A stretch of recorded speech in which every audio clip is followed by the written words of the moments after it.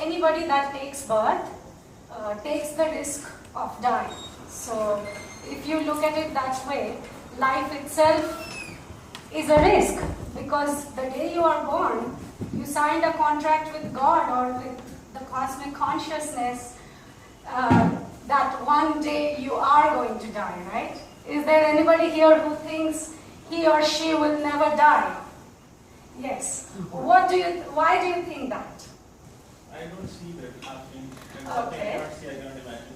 Okay, you don't see that happening, you can't imagine. Actually, that's a very interesting way to think about it, but I want to ask you a deeper question.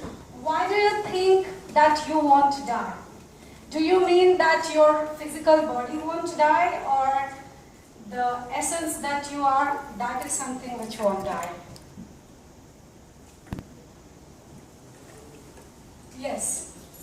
That is the thing that even my physical body dies or fades away, as you can say in the thing, but my workings, my essence won't die ever. Right. That is Okay. the concept of life. Or Yeah, I mean, we are from India. We have, in our religion, in fact, Hindu religion is one of the unique religions in the world that believes in reincarnation. In Christianity and in other religions, mostly they don't think about it. Yeah. They talk about the day of resurrection and... Yes, that was for Jesus, the resurrection. And they say, okay, if you follow Jesus, if you accept Jesus as your God. When apocalypse happens, you will all be resurrected and go to Yeah, heaven. exactly. But nobody really knows what is the truth. I mean, people will have questions. People will be like, why are you saying that? Why should I believe you? Like today, let's say I'm here to tell you this is what happens after death. So obviously your question will be, why should I believe you? Why shouldn't I believe the priest in the temple, right? Or the priest in the church? So this is where I come, because I think this topic has been my entire life's research. I won't call it a research, rather I would say it's a calling. Let me explain that. Since I was a kid, I was always wondering, like every day, every night before going to bed, I would pray to God that nobody should ever die. I mean, I was a little girl of 3 years old, and this is what used to be my prayer, because I really felt the pain of humanity, pain of everything, and I was always curious to know what happens. So then, I think now when I look back, it's some kind of a destiny path for me, because my life led me in a path where these answers started coming to me. Now, I was not actively looking for these answers. However, I always had the curiosity in my mind. And then I would bump into a book, I would bump into a news article, I would bump into people who are telling me about death, about their near-death experiences, and it would amaze me. And then I started reading up about it to see if really something like that exists. And today I'm going to present to you everything that I have learned. Of course, I cannot teach you everything because it has taken me so many years to come to these conclusions. But I will give you a fairly good idea about what happens, what can you expect after you die, what can you expect before you die, what you can expect at the moment of death. And if you have any questions at any point of time, feel free to stop me, raise your hands, ask a question. We will also have a question and answer session at the end of the speech. So this is an open space. I would encourage interaction. So just so you can understand the topic better. Okay, so I will quickly begin. So I have here 9 topics. The first is an introduction that I will give about me, who I am and why I am here to speak to you. The second one, of course, there are thousands and thousands of stories that I can tell you about this this topic and about people who have had these kind of experiences, but here I have picked up one story, and this story is something that you can all connect with, because this is the story of an Indian lady who lives in Hong Kong, and I will tell you the story when we go to that part. And of course, most of my life I have gotten these stories from foreigners. But I picked this story for you people because you're all Indians, and I think you will be able to connect with this story a lot. Number 3, I will show you some research and evidence that comes from the afterlife, so people know that what is happening is real and it's just not made up. There is also some medical and scientific studies behind it. Then I will talk about time. Now, time is very important when we talk about the concept of death, because you know, we have past lives, future lives, present lives, so people may not understand what all that is. So I will give you an explanation of what time is, and then I will talk about the physical and the non-physical realities. The next one, I will talk about the 3 stages of death. So this is where I will go beyond the concept of death and what exactly happens at the moment you die and after that. Next, I will talk about soul agendas and past lives. Signs from the afterlife. Now this is life. Afterlife is the other realm, the non-physical realm where spirits exist or whatever. So we call that afterlife. And the last one, lessons from understanding death. So why do we need to know about death? It is very important that we as humans know about death. And the last part, we'll have some question-answer session, and I will leave you with some resources. You can go home and do your own research and find out more answers. Okay, so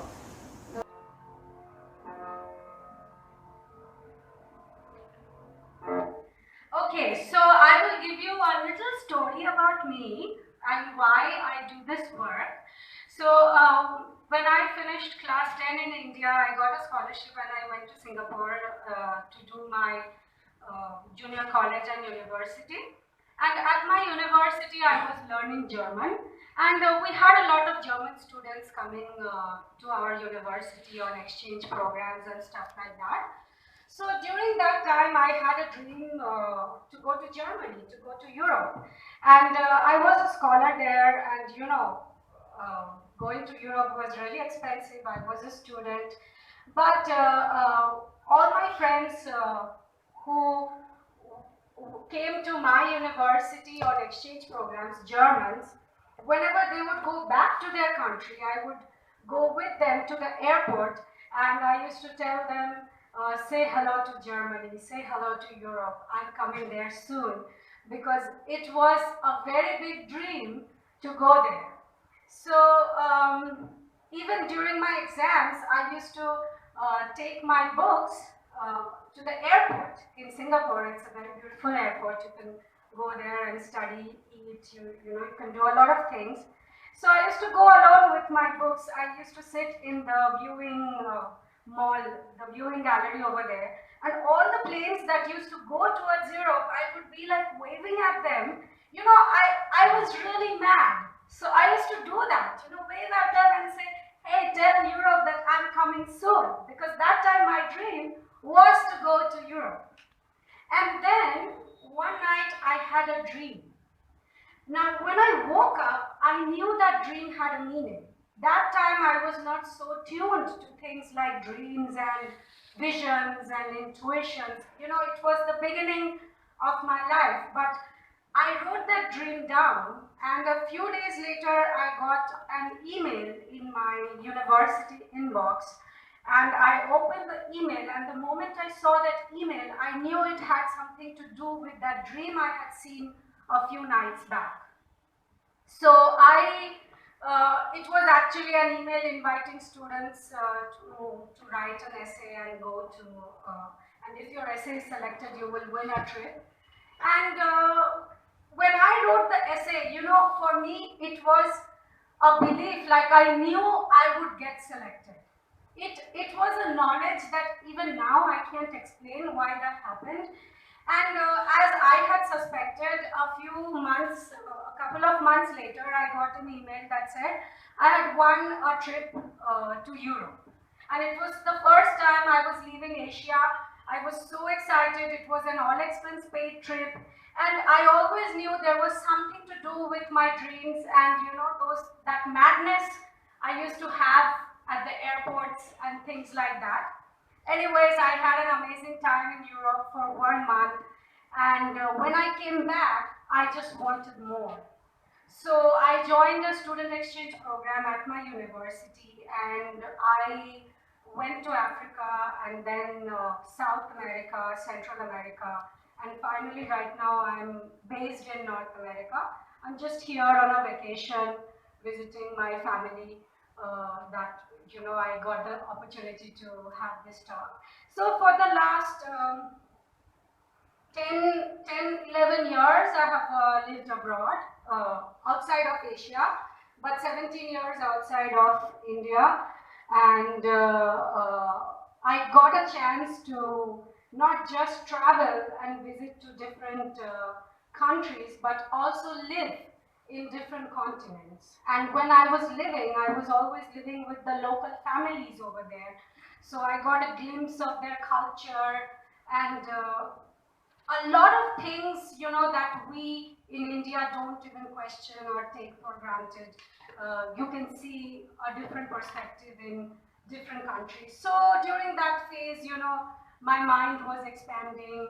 It was trying to encompass different belief systems, beliefs that are and traditions that are different from my own. And I was just a little girl, like really, really young. I was, university age. So I used to explore, and sometimes it was very drastic, the concepts of those other cultures. Sometimes I thought some of their concepts were better than ours. So anyways, during this time, I also was doing, my own research about death and things like that.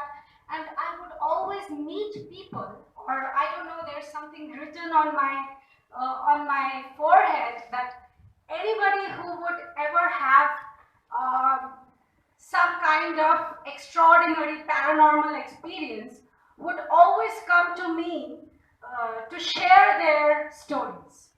So I actually met people who have died and come back. I've met people who have been in coma, who've gone to the other side and come back. And they would always tell me their stories. I have so many stories. Of course, I can't tell all of that tonight, but I will tell you at least one story. What was your subject at the university level? I studied computer science actually, and I also did a stint with abnormal psychology, which was about mental disorders. And I learned German. I did a minor in German. Okay, that was your field of studying at that level. Yeah, I mean before that I was doing science and everything, but at university I studied computer. This was at NUS. NUS, correct. So you know about it. So I have a website, baisakhisaha.com. You can go there and find out more about me. So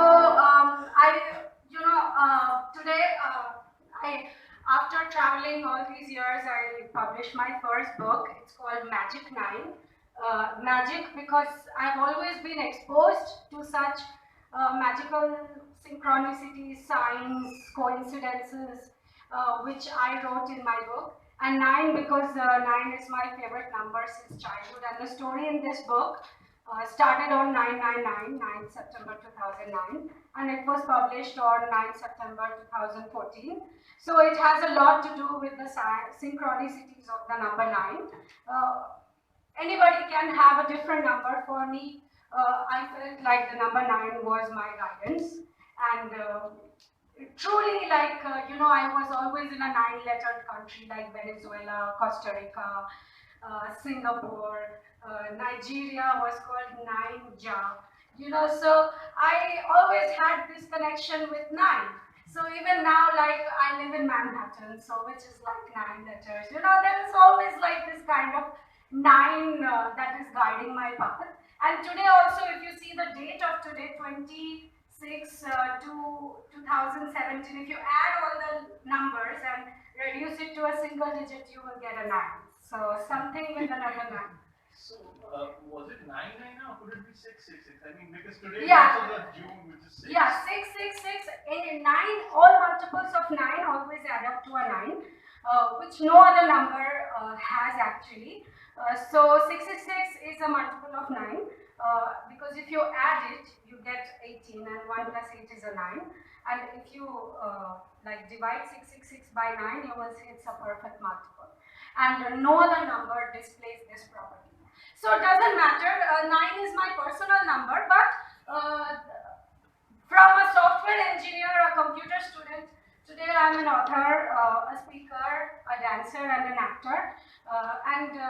You know, this kind of artistic dancing, acting, speaking, it all came during this journey that I was doing across the earth from one continent to another.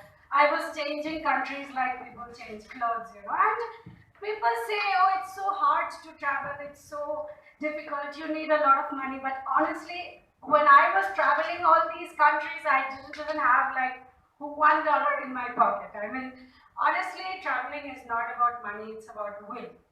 And everything in life is the same. It's not always about money, it's about will. And you know, there's a saying, where there's a will, there's a way. So if you remember my madness about leaving Asia, and the first time I left Asia was like a gift from God, and after that, it was one after another, after another, after another. Okay, so let's move on to our topic. So Globetrotter, I already told you about my desire for adventure. Those are my feet actually. My desire for adventure and thing which has taken me to many different zones in life, and today I'm walking my passions. I'm doing what I love. You know, my career was something I didn't really like. I studied it because I thought I should, because our families tell us that we should do engineering and we should study medicine because those are the most lucrative careers. So that was the reason I also studied computers. Only it took me so many years to realize what is my true passion. So today I'm here standing in front of you, expressing to you my true passions and hoping that you will also find your passions in life. Okay, back to the topic. That was quite a big introduction. So today's topic, death and dying. Let's dive right into it.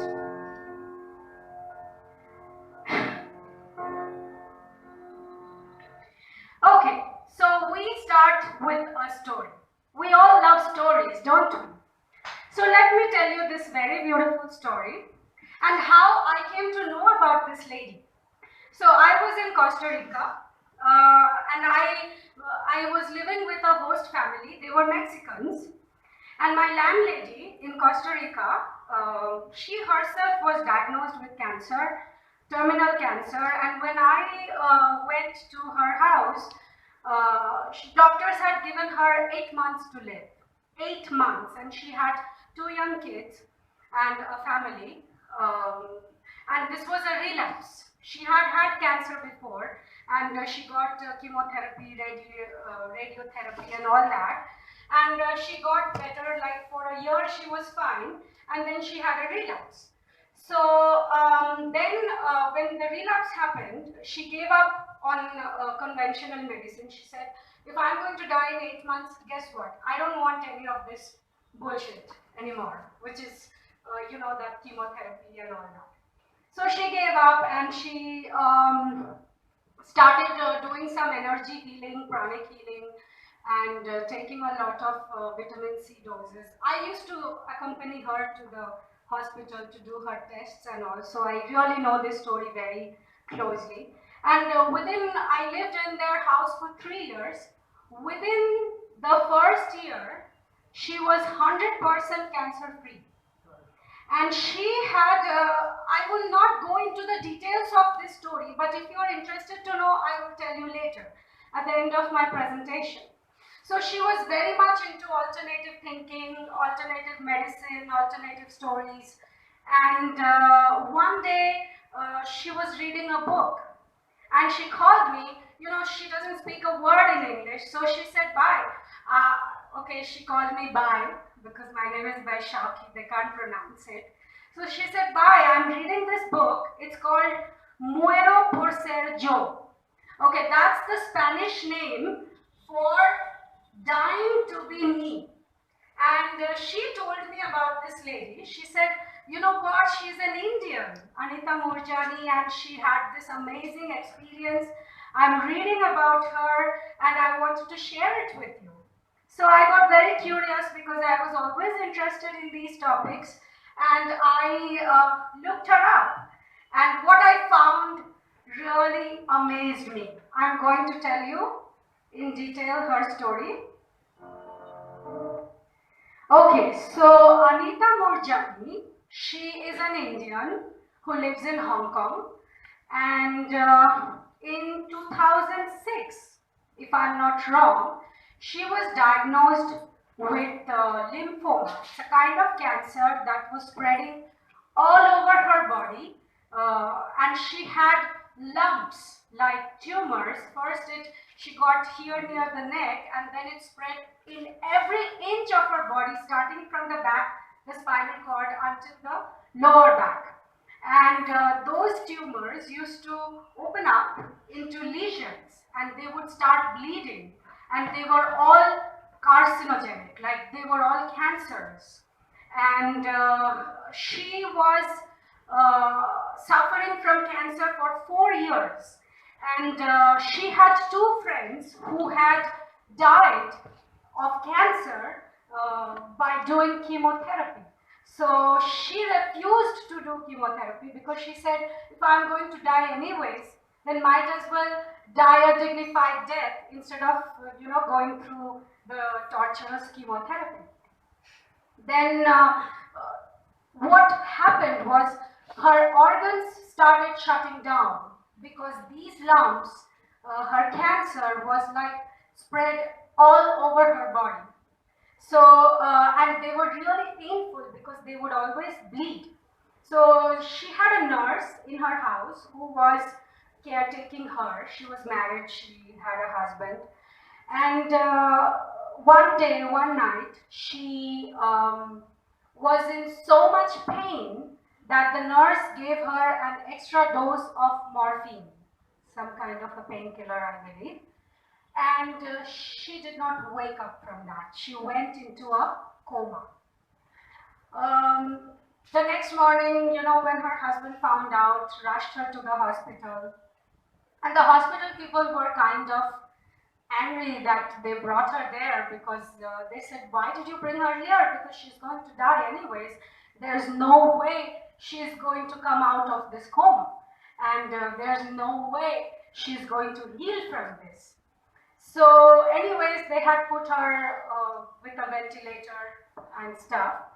And this story is about her when she was in the coma and what had happened. And today she is a renowned, world-renowned author who wrote this book called Dying to Be Me. And her book is sold in more than 30 languages and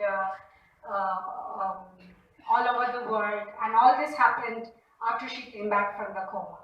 So I will take the opportunity here to show you a little interview of Anita Moorjani. I want you to listen to it because you will really get her story. After that, I will explain. So this will be a couple of minutes, I guess. Okay. Before I show you this interview, this guy who is doing the interview, his name is Bob Olson. Today, it's like more than 20 years that he is doing research about afterlife, what happens after death. And Bob Olson has a channel, it's called Afterlife TV. If you are interested, you can look it up, Google it. and find out more about him. So here Bob is interviewing Anita Moorjani, and you can get a little bit of a story. Bob Olson.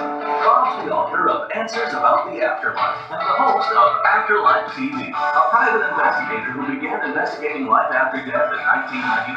Bob now records his interviews with experts, authors, and people who've had extraordinary experiences, so he can share it all with you. Enjoy the show. Welcome to AfterlifeTV.com. I'm Bob Olson. You can find us at AfterlifeTV.com. And today, you are not going to want to miss this interview that I'm doing. This will be among the top interviews that I ever do. The messages, the lessons that you are going to learn from this are amazing. Our guest is Anita Moorjani. Welcome, Anita. Thank you so much for joining us. Thank you. Thank you for inviting me. I'm really honored to be here. It's my pleasure, and just so everybody knows, you're in Hong Kong, correct? Yes, that's right. I live in Hong Kong. And I'm just a couple hours outside of Boston, so we got a lot of distance here. It's amazing what technology can allow us nowadays. I love it. Yeah. Let's begin by just talking about your story. I'll just let people know ahead of time. This is the story of someone who has had a near-death experience, but with this major twist. In comparison, I can almost say this is not just a mere near-death experience, as if any near-death experience was a mere. This is something that we not only can learn about the afterlife with, but we can learn about ourselves and really what life is all about from this story. So we're going to begin by asking you, Anita, if you could just sort of tell us where this story starts. I think it starts with you being sick. Yeah, it starts with me being diagnosed with cancer. I mean, to me, this story starts much before that. It starts from what I believe caused the cancer, but for all intents and purposes, the story starts from me being diagnosed with cancer and it getting progressively worse. And in the beginning, I actually refused conventional treatment because I had watched two people close to me die on chemotherapy. So I didn't have any confidence in chemotherapy. Also, the fact that scientists are still trying to find a cure for cancer, which means basically in medicine, there is no cure for cancer. I mean, everybody admits that there's no cure for cancer. So I didn't understand why I had to go the medical route if medicine itself admits there's no cure for cancer. So I decided to try alternatives. But for me, it didn't work, but I gained more understanding about that much later. But my cancer continued to spread. And over a period of 4 years, the cancer had spread throughout my body. I had lymphoma. Oh my so yeah, it spread from, in fact, all the way from the base of my skull, all the way down to my abdomen, like through my chest, under my arms. Originally, when I was diagnosed, it was because I just had a lump over here and just where my collarbone is. But over a period of 4 years, it spread until my organs shut down. And then I went into a coma, and that's when the near-death experience started. All right, and when you say these are tumors that are throughout your body, I understand they're fairly large. What in comparison? What size were they? I tend to say lemons because that's what my oncologist said. He said that tumors are the size of lemons, and there were swollen glands and tumors throughout, like blocking my chest, blocking my lungs so I couldn't breathe, plus whatever capacity that was left in my lungs was filled with fluid, and so I was on a ventilator. I had an oxygen tank. My muscles had completely wasted, so I was in a wheelchair until I fell into a coma. I was either in a wheelchair or lying on the bed. I had open skin lesions because my body was so filled with cancer and toxins, and that my skin was actually opening up. So it was, it was pretty bad. So I had a full-time nurse who was dressing my wounds, the open skin lesions. I had one on my neck and one under my arm. These were weeping and open. And then on the night of February the 2nd, 2006, I was in a lot of pain, So the nurse gave me a huge dose of morphine. And on the morning of February the 3rd, I didn't wake up. And my husband noticed that I was in a coma and he called for the doctor right away. Now, until this point, I was being treated at home with a full-time nurse. So on February the 3rd, on the morning of, it was the morning of February the 2nd that I didn't wake up, and my husband rushed me to the hospital. He called my doctor, and the doctor was there to receive me, and they basically told my family that this was it. My organs had shut down, and these were my last hours, and to contact anybody that they had to contact who hadn't seen me. But basically, that was it. They were waiting for my last breath. And in fact, now, prior to this, you had been told you probably had about 6 months to live. Now you go into this coma, and they tell your family, what, at most 36 hours, correct?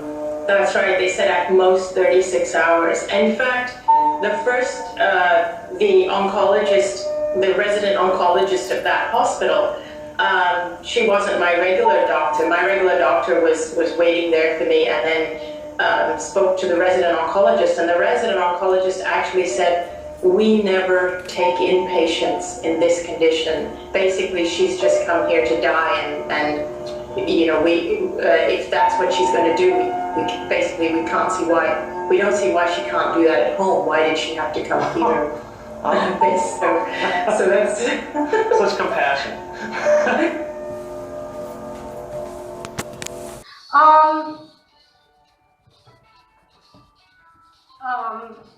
I urge you to switch off or silence your cell phones.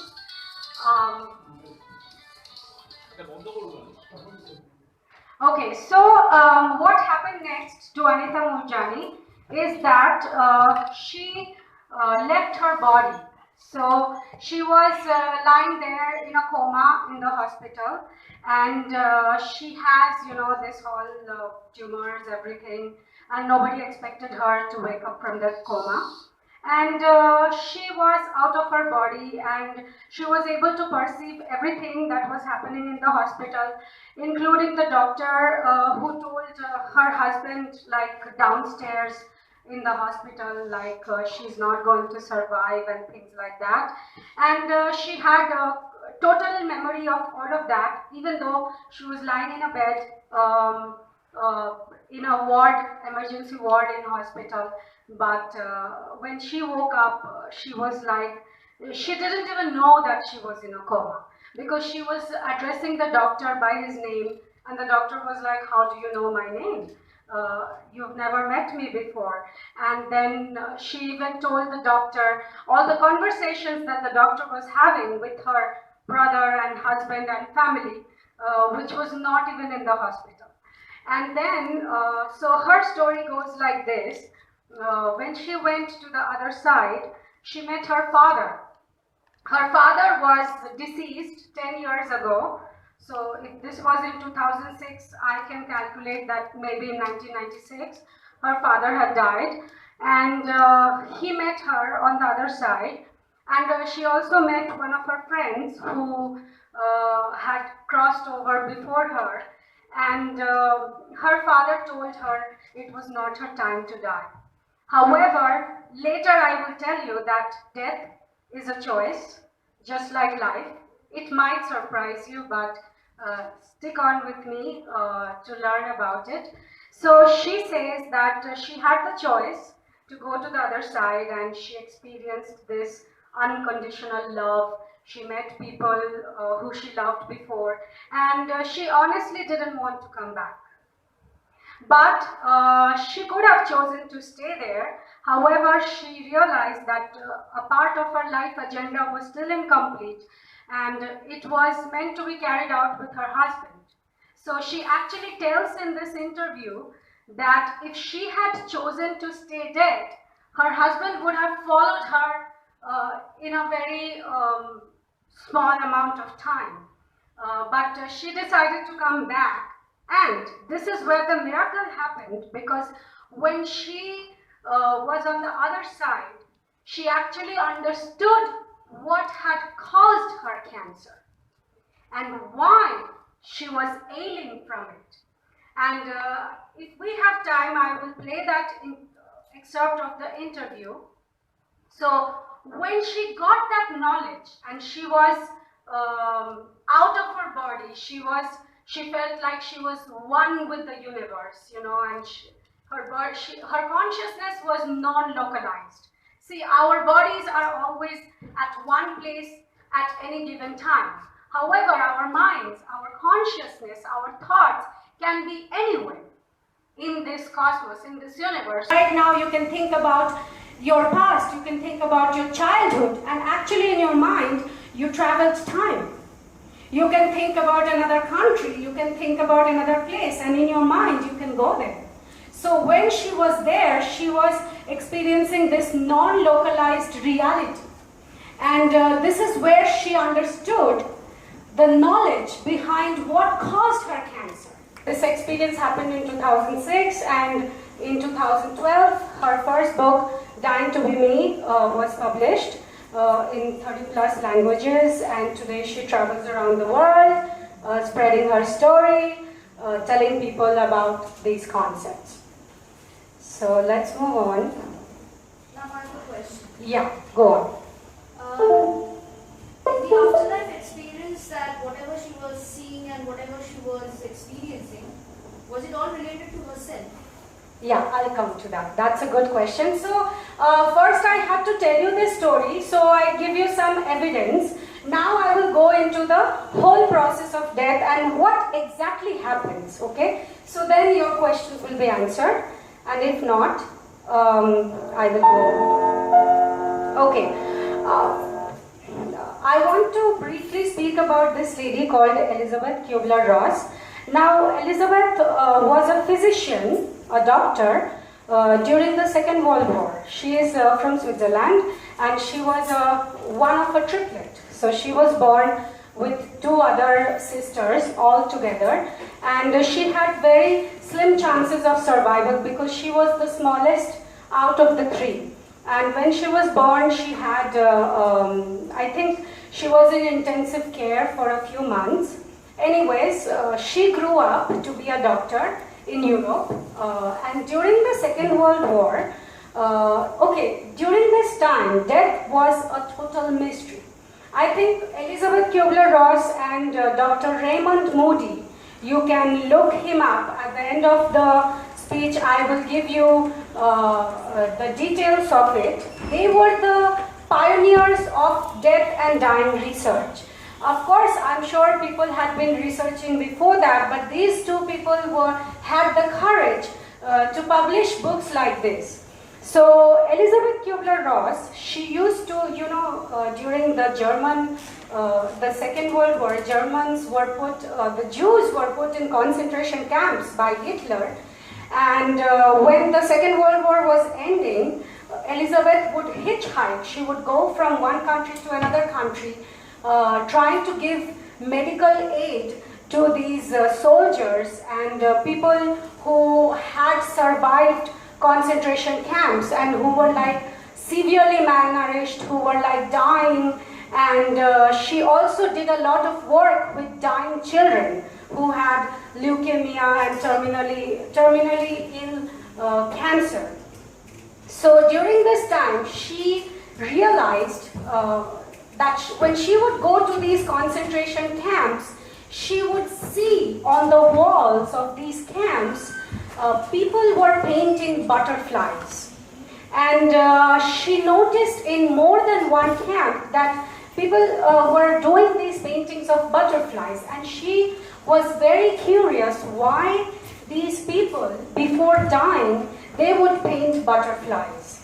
So she wrote a book she wrote quite a few books actually. This book is called The Wheel of Life, and you can see a butterfly over there. And she wrote another book called Death and Dying, in which she explained the process of death as the metamorphosis of a caterpillar to a butterfly. So the caterpillar is when we are in our physical bodies, and when we metamorphose into the death consciousness, we actually become free, and we move on to the other side as a butterfly. So her book is very interesting. You can look it up, and she writes this like, I'll just read this. How do geese know when to fly to the sun? Who tells them the seasons?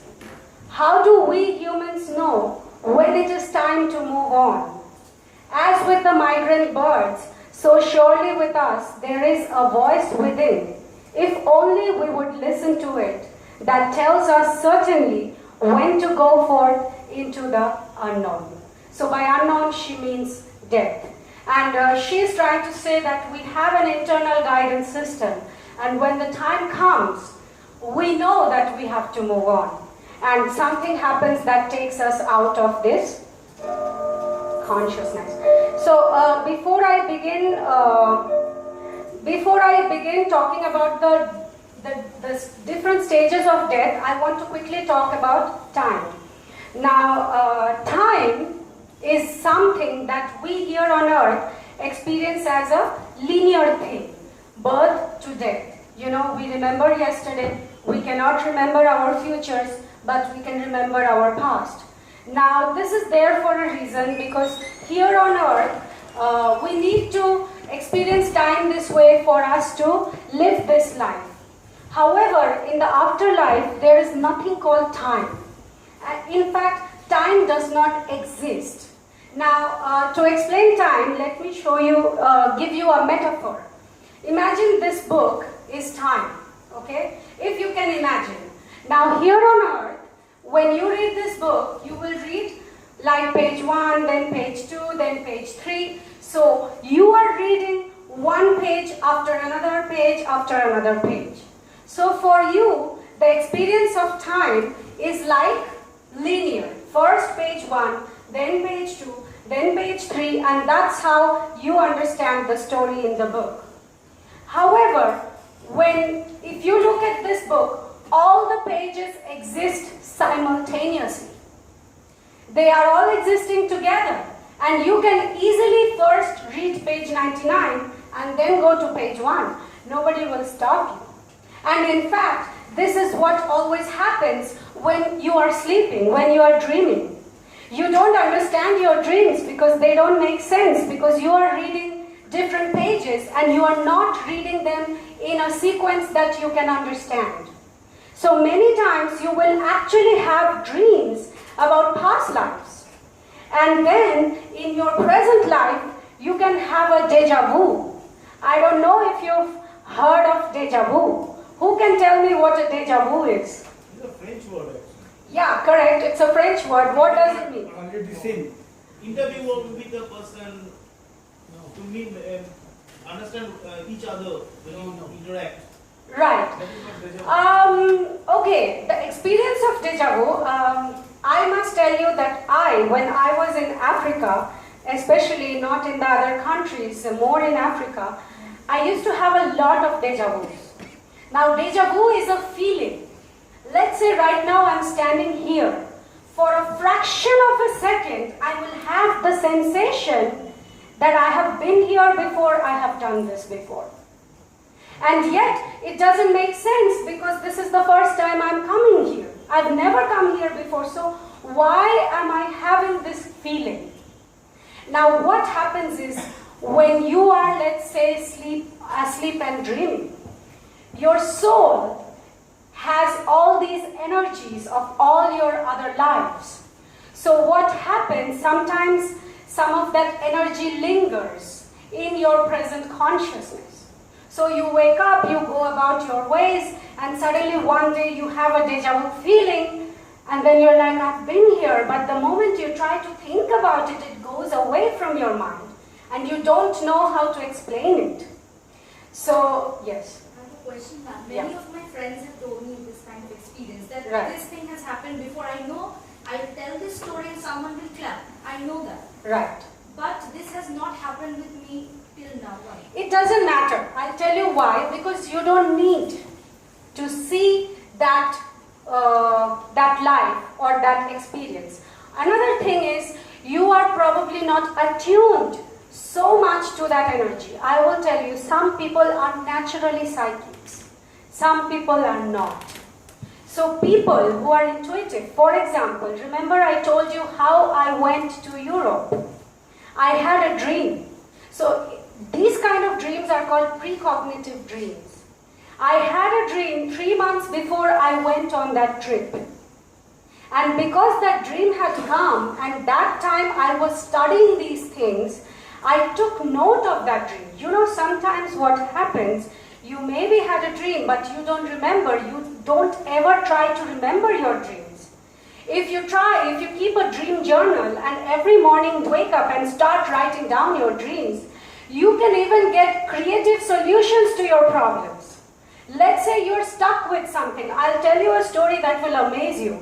I was in Singapore in my university, and one day I lost my wallet, my purse. It had all my cards, it had all my bank cards, you know, my matriculation card, money, everything. And I have never lost my wallet before, and I just could not remember where I had put it. And I couldn't find it. It was not in my hostel room. It was not with me. And I was very, very disturbed by it. But that night, when I went to bed, I told my higher self that I want to know where I left this thing. And you won't believe it. I think I wrote this story in my book also. That night I had a dream, and in my dream I actually saw where I had left that wallet. And next morning, instead of waking up like, you know, worried, like I have to go to the police, I have to report the loss of my bank card and blah, blah, blah, I woke up like, you know, I'm a late sleeper because I usually sleep very late at night, and I sleep until 11, 12. I woke up for lunch and I went to that spot that I saw in my dream. I had purchased some things at a local university bazaar, and the bazaar, the stall where I had purchased this thing had also moved to another place the next day. So I went to that spot, I was looking for that stall, and it was not there. And I was like, how come it is not here? I saw it in the dream, it has to be here. And then I noticed that the stall had moved to another place, and I went and asked the stall owner, and he's like, yeah, I have your wallet. And he gave it to me with everything intact, not a thing was lost. And the thing is, if I hadn't seen it, there was no way I could remember this thing because it had escaped my consciousness.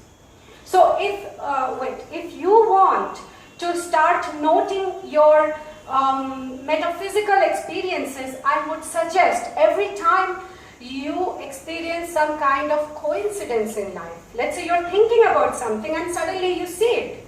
You think of a person, suddenly they call you. This is a non-localized telepathic communication, and many people can do it. However, most people don't take note of these things. And this is where our human consciousness is going today. You look at our cell phones, you look at our smartphones. Do you think they are smarter than us?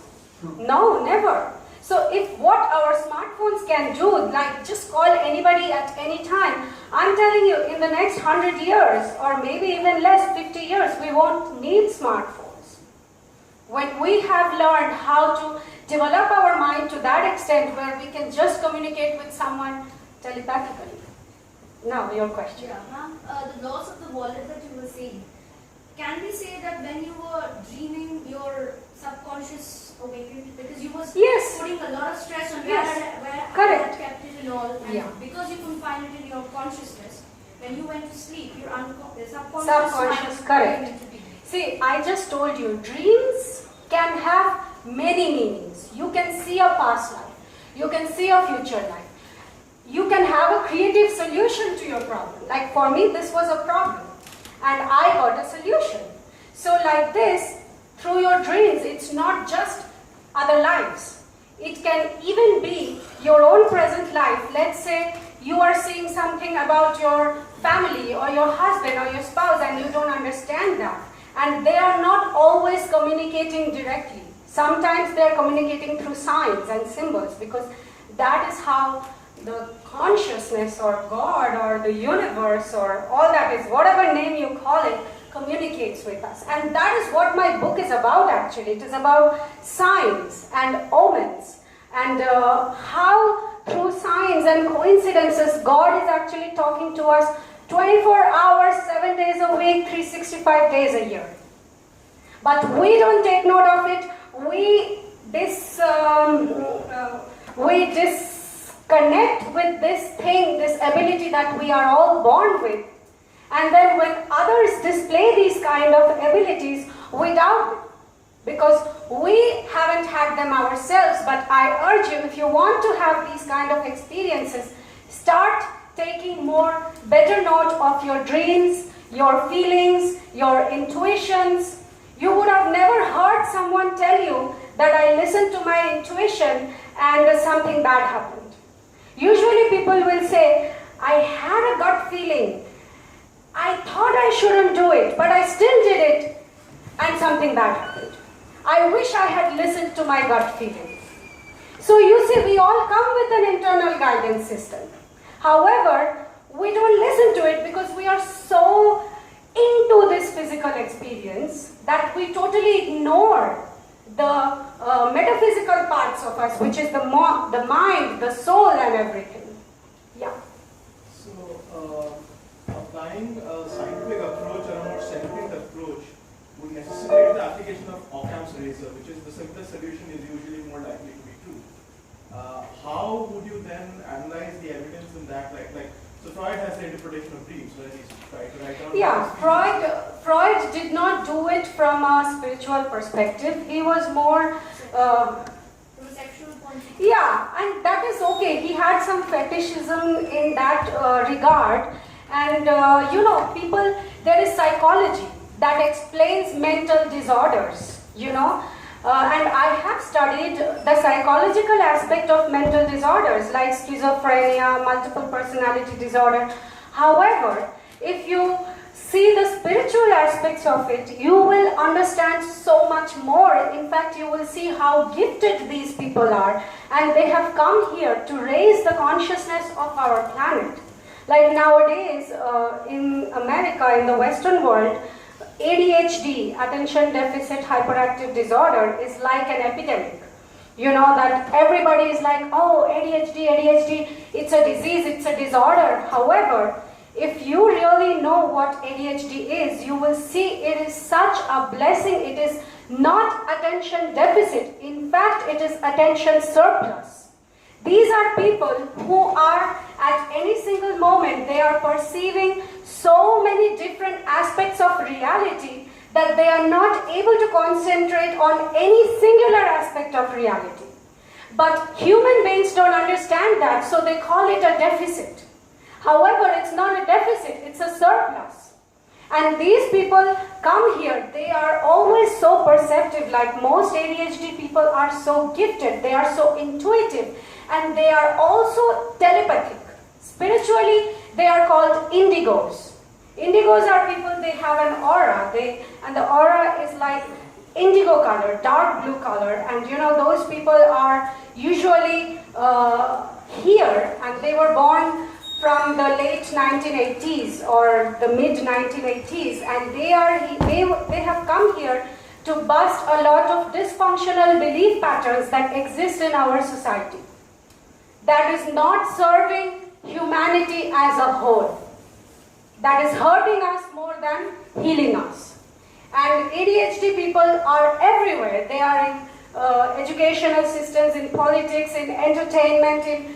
They have come here, they have incarnated that way to raise the vibration of the soul group that they are interacting with. So these discussions are endless actually. Let me tell you more about the topic at hand, and later if we have time we can discuss all these things. So I was just going to explain Einstein's theory of relativity, which says that every matter, anything that is solid, that is mass, if you give it the square of the speed of light, now the speed of light is like 3 lakh kilometers per second. So imagine imagine how much distance light travels in a year. So in a second it travels 3 lakh kilometers. In a year how much it travels, and the square of the speed of that, if you can give it to any mass, it will become invisible. It will become energy and you won't be able to see it anymore. Now we have all learned in physics that energy can neither be created nor be destroyed. It can only be transformed. So it is the same with our lives, with our physical bodies, with everything. Our consciousness uses this body as a vehicle, comes here, has a purpose, has an agenda, does what it wants to do, and when its time comes, it goes. And then it comes back again, takes a different body. It's like we change clothes, our consciousness changes bodies. And each body is probably a lifetime. Okay, I will move on. I will explain to you more about death. Let's just go faster because there is so much to cover. So briefly, I want to talk about parallel lives. Like I told you, that in the afterlife or in the absolute realm, this is the physical realm. So there is the absolute realm where all the lives, all the times are existing at the same time. So they are like parallel. Like I already explained this in your dream state, when you are visiting a past life or you are having a precognitive dream, you are seeing a future life. Many times these are messages. Let's say you have a bad experience in the future. Now your future life already exists and there are many possibilities. So sometimes you may have a gut feeling. So your future self is telling you, don't do this, this is not fun. And you don't listen to it, you discount it, you go ahead and you do it, and you realize, guess what? It was no fun, I didn't listen to my gut. However, there are people who actually say, you know what, I had a gut feeling, I was going to go to work today, but something told me not to go, and you know that road on which I drive every day, there was this huge accident or the bridge fell down and all the people who were on that road died. I was saved because I listened to my intuition. So, it may not be that dramatic, but it can be. I have a friend, I will just explain this more because I see your confused look. So I have a friend in Singapore. She loves skiing. She was actually born in Switzerland, but she was an Indian and she was studying in NUS at my university in Singapore. And we had become good friends. So one day I was telling her about all these intuitions, dreams and stuff. And she said, you know what? I love skiing, and in Switzerland I often used to go into the snow to ski, and there was this one day I had a feeling, and it was a very strong hunch that said, today don't go. There was no logical reason behind it. That feeling just said, don't go today. And she did not listen to it. She later told me. And she went there and she was skiing, and that day there was some kind of avalanche. I don't remember what exactly it was, but she had a ski accident. And she had like on her leg, like she had very badly injured her leg, and the muscles and up to the bones were hurt, and she has a permanent scar in that place in her leg. And she showed it to me and she said, look at this, and you know, now that you are telling me all this, I had such a strong feeling, but I did not listen to it, and I ended up with this thing. And these experiences happened to me also. Of course, I don't want to go into the details of it, but maybe after the session, if you want to know, I will tell you. So, alternate realities are just different possibilities of a particular choice. So, let's say you have two paths, A and B. You have a choice. So, if you choose A, you experience a reality. If you choose B, you experience another reality. And in fact, these two realities exist simultaneously. So that's why they are called alternate realities. And even if you have chosen A, in your consciousness you can, if you don't like it, in your consciousness you can switch to the perspective of B. And these are very deep concepts and they might take hours and hours of explanation, but I just wanted to touch that because it will help you understand what comes later. Of the doctors telling my husband. Okay, this is a little, I won't play the whole of it, just a little bit where she's talking and then telling about my mother I was aware of their emotions. In fact, it's like I became them. It's like there's no separation. It's as though the body keeps us separate, but when we're not in our body, it's like we're all one. It's like I was able to feel every emotion they were feeling. It was really like I became whatever I focused on. So if you listen to her, like she's talking about the time when she had left her body, and she's saying that the body keeps us separate, but when I was on the other side, I felt like I was everybody.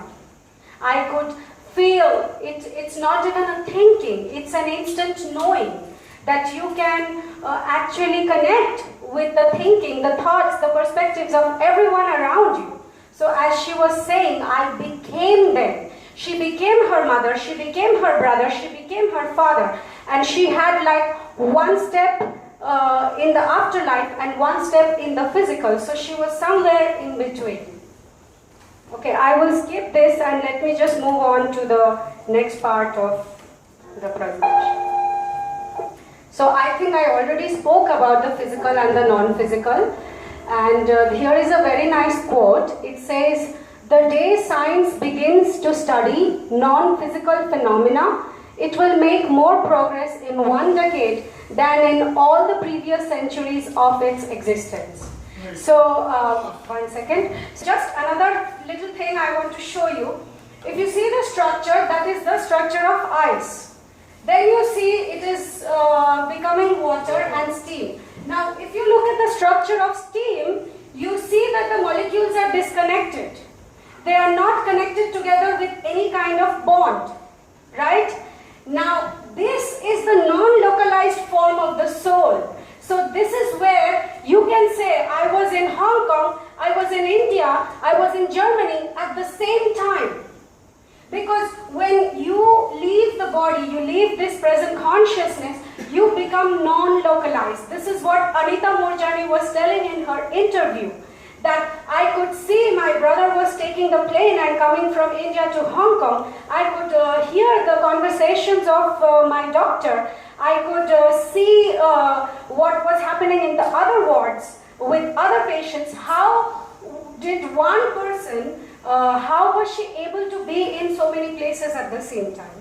So this... One simple thing can be like that, at that particular, this is where she had that coma.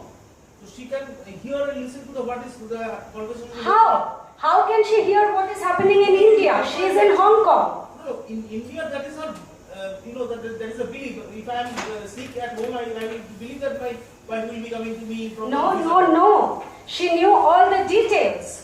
She knew which particular, you can listen to the interview, and this was a very real experience. She is waking up, she is telling things to the doctor, to the nurse, that there was no way for her to know. Forget her brother, forget her mother. But she is telling what the doctor was exactly the words of the doctor to other people. How will she know that when her body is lying in some particular ward of the hospital? So this is what I'm going to explain to you. So she knew what the doctor was saying to the other patients? Yeah. She knew what the doctor told her husband downstairs, outside the door. She knew that she wouldn't survive. That she knew way before. No, before going into the coma, she thought she won't survive. But once she was there, she was there. It's like when you are dreaming. Let's say you are sleeping and you're dreaming. Do you ever know that you're in a dream? No. Never. Even if you think in your dream that you are dreaming, you are actually having a dream inside of a dream. You never know. This is the thing. You never know. You are never not there. You never cease to exist. your physical body or not? When you are sleeping, how can you see something in the past? Okay, my subconscious remembered it, but there are so many other things. Like there was this one day, I was in Africa, and someone had come to my house on my birthday, a lot of people, and someone had gone into my room and stolen my money.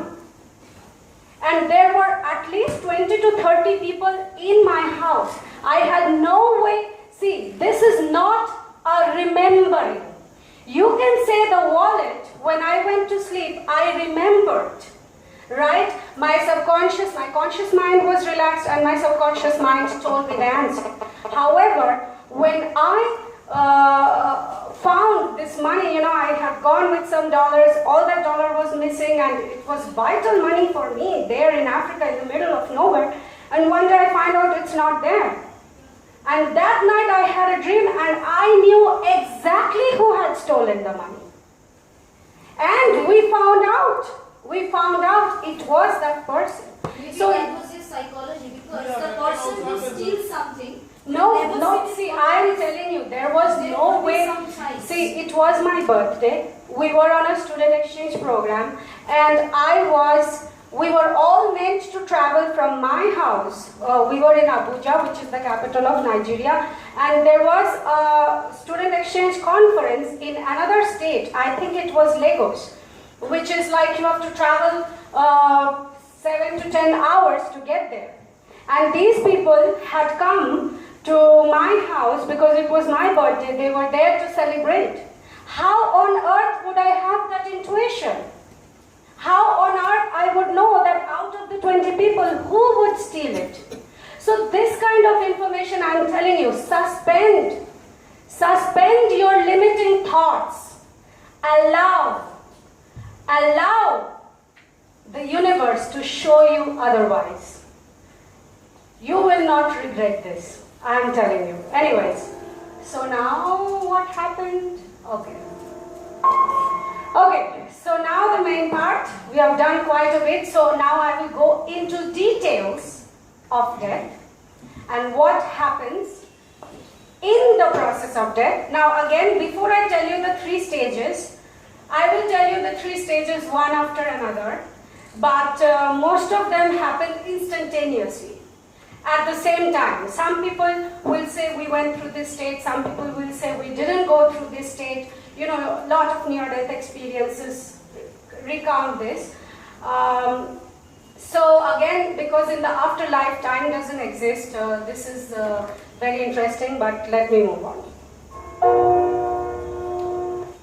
Okay, stage 1, when you die, the first realization that comes is that you are not your body.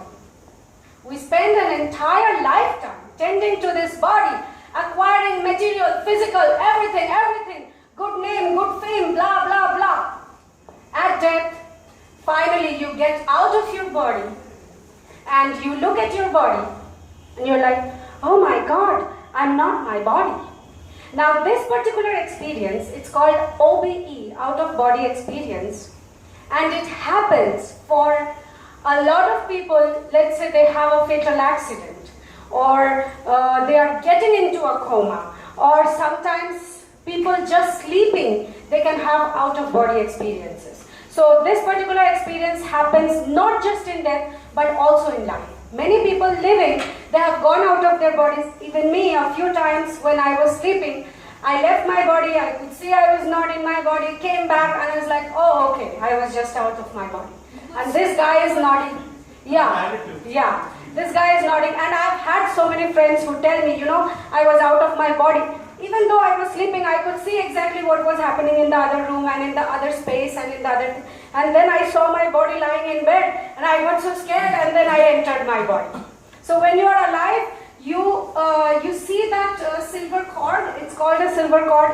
It doesn't exist. It's metaphorical. But when you leave the body, finally, the ultimate time, the cord actually gets cut. I didn't see any cord. There, see? Yeah, not See in that? the photo in reality. No, in reality it doesn't exist. It is something that people try to explain because this is the cord that brings you back when you are alive. But when you are dead, then you don't come back. So basically that's like a USB cord. Yeah, you can say it. Okay. So again I said you may be leaving your body, you look at your body and you say, oh, I'm out of my body, but I'm still here. So clearly, I am not my body. Now this is a realization. It is a knowledge, it's an awareness. It is not just an experience. So you quit, you exist, like these pictures can tell enough stories. I will move on. So many people, when they have this experience, they talk about a tunnel. Now tunnel doesn't exist really, it's a metaphor. They can see that they are going through a dark space, and at the end of the dark space they can feel this brilliant bright light. So this can happen at this time immediately as soon as you leave your body, or it can happen slightly later. So we'll now go to the second stage where I come to your part, where the second stage of death happens for you to know or for you to realize that you are not even your mind. Now why? What is the mind and why do we have it? So the mind is a bridge. It's a bridge between the body and the soul. It brings the intuition, it brings the knowledge. You can have a physical experience, but if you don't put your mind to it, that experience won't be complete. Now, there is something I want to say here briefly. I won't go deep into it. Here on earth, the law of attraction works. So the law of attraction says, like attracts like. So we are constantly creating our worlds, our lives, our realities by means of our thoughts. And thoughts reside in our minds, right? So whatever you focus on grows. Whatever you look at, whatever you put your mind to, you will put more energy there. And remember Einstein's formula that says energy and mass are the same thing. So if you focus on a particular thing for a long time, you will physicalize it. You see anything, this computer was born in someone's mind before it became a physical object. So anybody who was thinking about this computer, this concept, this thing, and he kept thinking, and then one step, second step, third step, eventually the computer was born. Like that, everything is first born in the mind, because it is the mind that helps us create. And the mind does not only help us create in life, but also in death.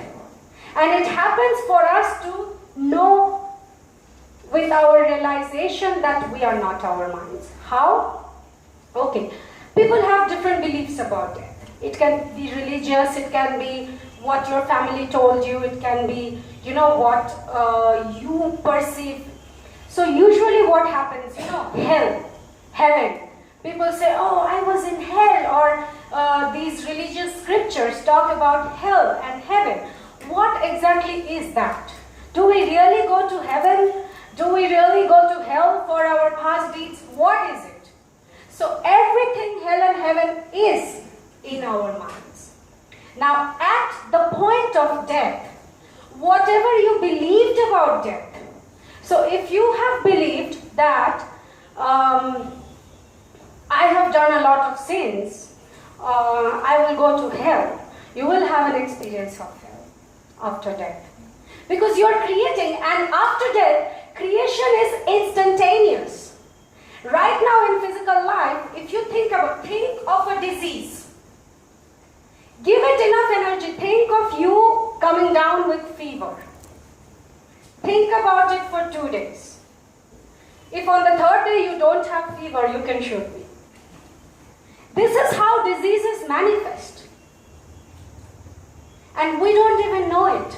We don't understand. We go to doctors, we try to diagnose it physically. That means, as you think, and the reverse is also true then. if you have a disease, but you imagine yourself free of the disease, it will... Correct. And this is what happened with Anita Moorjani. And her perspective, even though it came from the afterlife, but she understood the nature. See, disease is a mind that is not at ease. And where do you think is your mind? Is it here in your brain? Where is the mind? Anybody? It is the whole concept of your own spirituality. That is what his mind is, or is not. Spirit, mind, okay. Your mind is not in your brain. Your mind is not in your head. It is in every single cell of your body. How do I know? Cut my skin here. You are making a question in that Science way. doesn't Who am prove I? existence. No, listen. Let me finish, then you can contradict me, no No, problem. I'm not Cut. contradicting. I'm telling you that what you are saying is that who is Baisakhi? No, I'm not saying who is Baisakhi. I am saying where is the mind? Do you think, see, many people say, when people are talking about these experiences, they say, oh, you are sleeping, your brain is giving you all these hallucinations, visions and stuff like that. That's not true. And how I can prove to you, look, I have a cut here. The cells around the cut have the intelligence to know there is a cut, we have to heal it. The cells on this hand is not doing the work. The cells that are around the cut, they are doing the work. You can die, you can donate your organs, and your organs are working. How? Your organs have a mind. Your organs have intelligence. So now when I say disease is a mind that is not at ease. So when your mind is not at ease, how will you know? It will show a physical symptom. You can come down with a fever. You can come down with flu. You can have cancer. You are on a path that you hate. You are in a job that you hate. 9 to 5 every day you are slaving for somebody else. You hate it and yet you force yourself to do it. And then one day you have a heart attack. And you don't know why. This is the reason your mind is not at ease. You are not happy. And you did not come here to struggle, to suffer, to sacrifice, to be sad. You have come here to experience this magical, wonderful thing called life.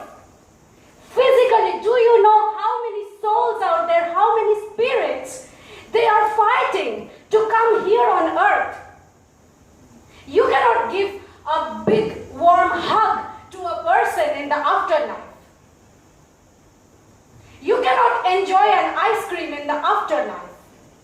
There is nothing called physical experience over there. Over there, everything is knowledge and awareness. But when you have the physical experience, you read a great book about love. You read a love story. You have an awareness of what love is. Until now, you have this desire to experience it physically. And when you have that physical experience, your knowledge, your awareness about love is complete. So that is why this physical life is a vehicle. It's a vehicle for you to live your life to the fullest, to pursue your passions, to find out what is it that you love the most. I could never imagine when I was doing a career in computer science that one day I'm going to stand in front of so many people and talk about death.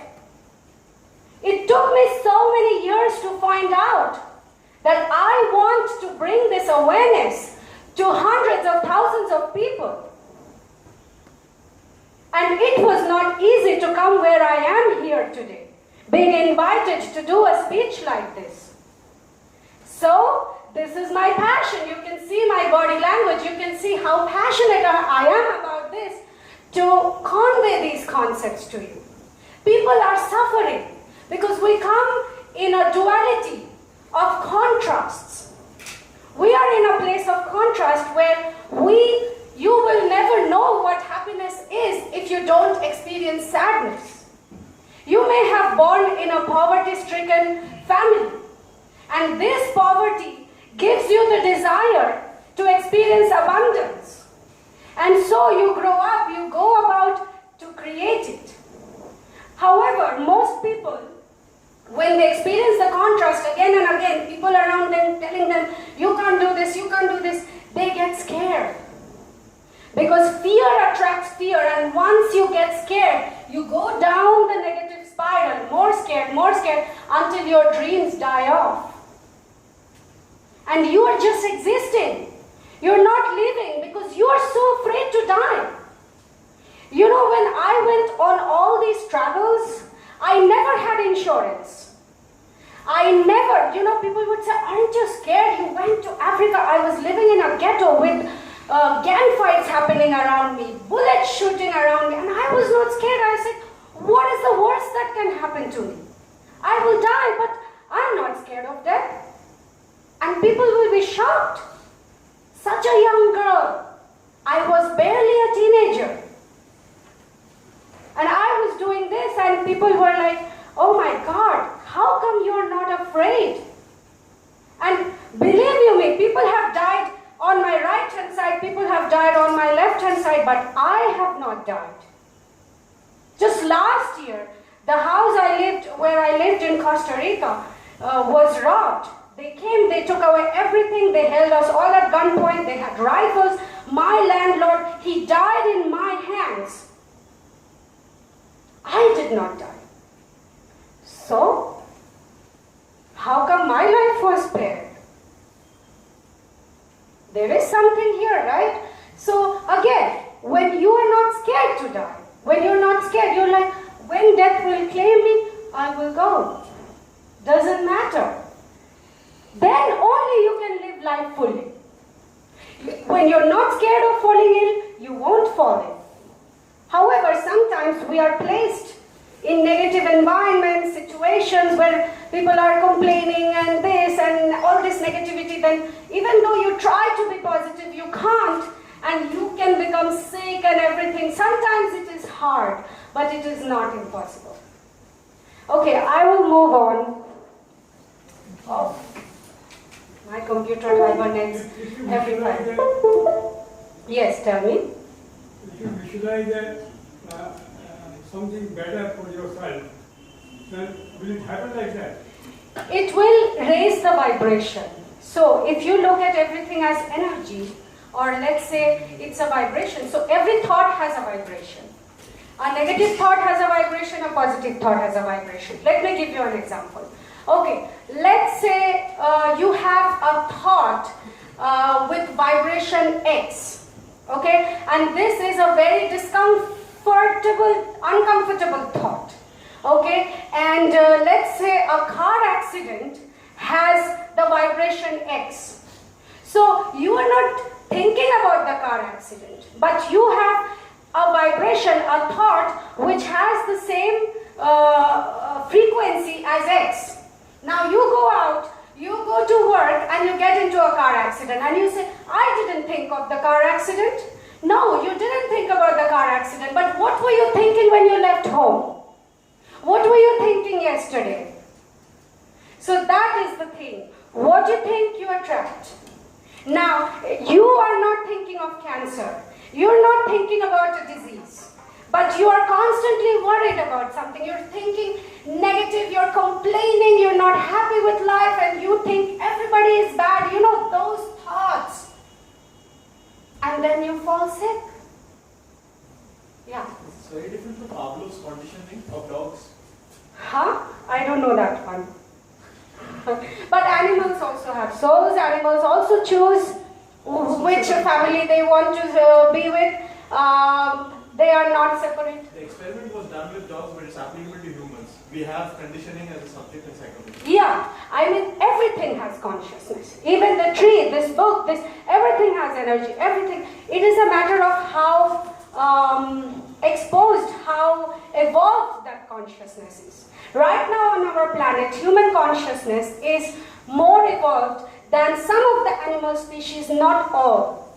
Dolphins have a very high level of consciousness than humans. Yeah, close. So sometimes they are more intelligent, in fact. So why I started talking about this mind is that if you believe in Jesus, let's say you are a very religious person and you have believed in Jesus all your life, and you think when you die, Jesus will come to you. So when you die, you will meet Jesus. Or you can meet Krishna. Or you can meet hell. You think, oh, I've done so many sins, I will go to hell. Oh, I'm dead. How come I'm not in hell? And instantaneously hell comes to you. Okay? Or, let's say you have no belief. You will have no experience of your mind. You will instantly move on to the next stage of death, which is, so this is a quote by Buddha, what we think we become. It is very, very real. So this particular hell, heaven, Jesus, Krishna experience happens. So again, every person is unique. And everyone will have a unique experience when they die. This is the beauty of creation, of God. So somebody will say, you know, I had a near-death experience and I met Jesus. He came to hug me. Someone will say, I met my grandmother. Someone will say, I met Krishna. Oh, you know, you have to believe in Krishna because Krishna is the one you will meet on the other side. No. You will meet Krishna if you believe in Krishna. If you don't believe him, you won't believe. Because those who don't believe in afterlife, will they go to afterlife? Everybody will go eventually. That is you what you are saying, but those who believe that See, they won't this is where this last slide I said, they will have no experience of this stage. Right. You are saying there is a stage which is afterlife. Yeah. With Buddha, with Krishna, No, with Jesus. afterlife is not a stage. Then? Afterlife is, let's say you are dead, so you left life. So now what is happening to you is the afterlife. So I'm talking about afterlife. It's not a stage, it's not a belief, it's not in your mind. It is the name that I give to what happens when you die. I'm using that word to explain this concept. And depending on my transport time. Now, in the afterlife, you have the out-of-body experience. In the afterlife, you have this mind experience. But those who believe that there is no afterlife. No, they will have no experience of this stage. Again, belief is a thing of the mind. So, in that other way, that lady, Anita Moorjani, she believes in our She did not believe. She had no idea. But these experiences happened to her. Now, what I'm explaining to you, Anita did not even know she was dead. This particular stage happens to people who suddenly think they are dead.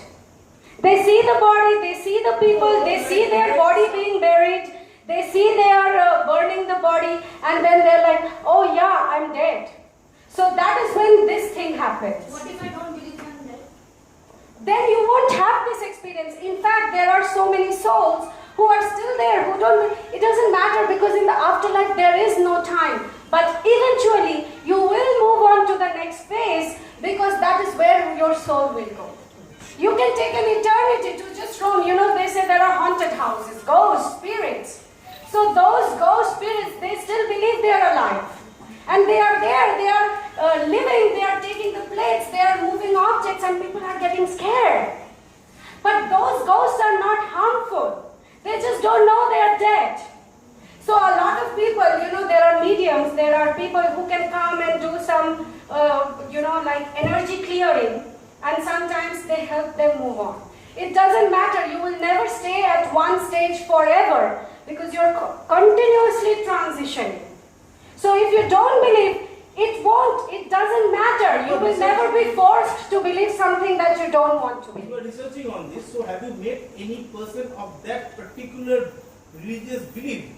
Those who doesn't believe in afterlife, they are actually have that experience. Yeah. See, Anita Moorjani did not believe in afterlife. In her religious thing, I can understand that her religion No. There are, okay. See, there are hundreds of thousands. I will leave you with a resource, with at the end of I have a slide where you can do more research. You can read about the stories of hundreds of people. In fact, doctors. Doctors are the biggest skeptics. And later I will tell you the story of an American lady. She's a doctor, and her 20-year-old son committed suicide. It was devastating for her. She's a doctor, she had no clue. And in fact, after he committed suicide, he started visiting her. In her dreams, he started bringing objects that belonged to him in front of her. It would fall off the things, this, that happened.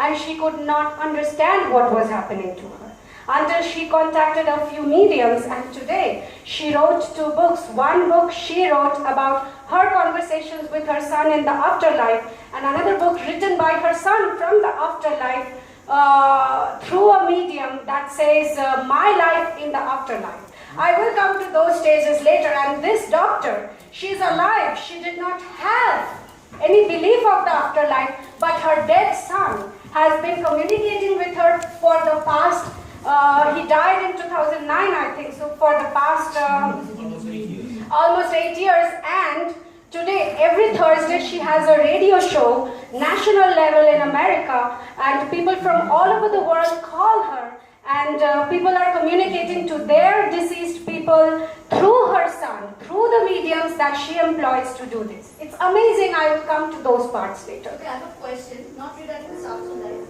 I have heard some people who are on deathbed. Yeah, tell me. They tend to see some kind of Yamraj. I mean, the appearance that they describe is kind of matching with the Yamraj. Someone is standing at the corner with a, like a black cloak covering the face and all. Why does this happen? Okay.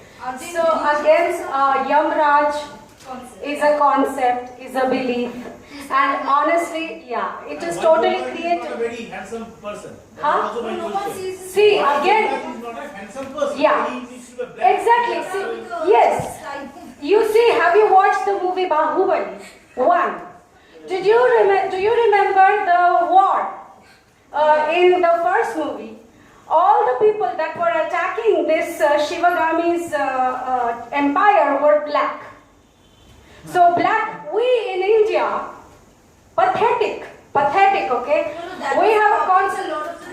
Could be. But in India, somehow, fair people are more beautiful, are more worshipped, and black is somehow bad. Krishna. Yeah, see the hypocrisy of it. On one hand, there is Krishna and Shiva and Kali all black. And look at a marriage website in India. First thing they ask, what is your skin color? Isn't that pathetic? How can... So Yamraj, see, death was for many years something that is to be feared. Okay, people on deathbed who will be actually dying, they say that the time has come, I have to die. And why this thing happens? Because, see, I'm telling you about that they're going to die. Yeah, so I'm telling you about the consciousness. This thing happened with me. My grandmother, she died in 2009. Okay, so she died on 2nd Jan 2009. On 1st Jan at night, she came very hurriedly to us and started saying that there's no time. I have to say everything. So we thought that she's getting hyper. So we told her, you go home. This is not the time. Just relax. Tomorrow morning we'll come and we'll talk to you. But she kept saying, no, there's no time. I have to say whatever I have to say to you. So why? She knew.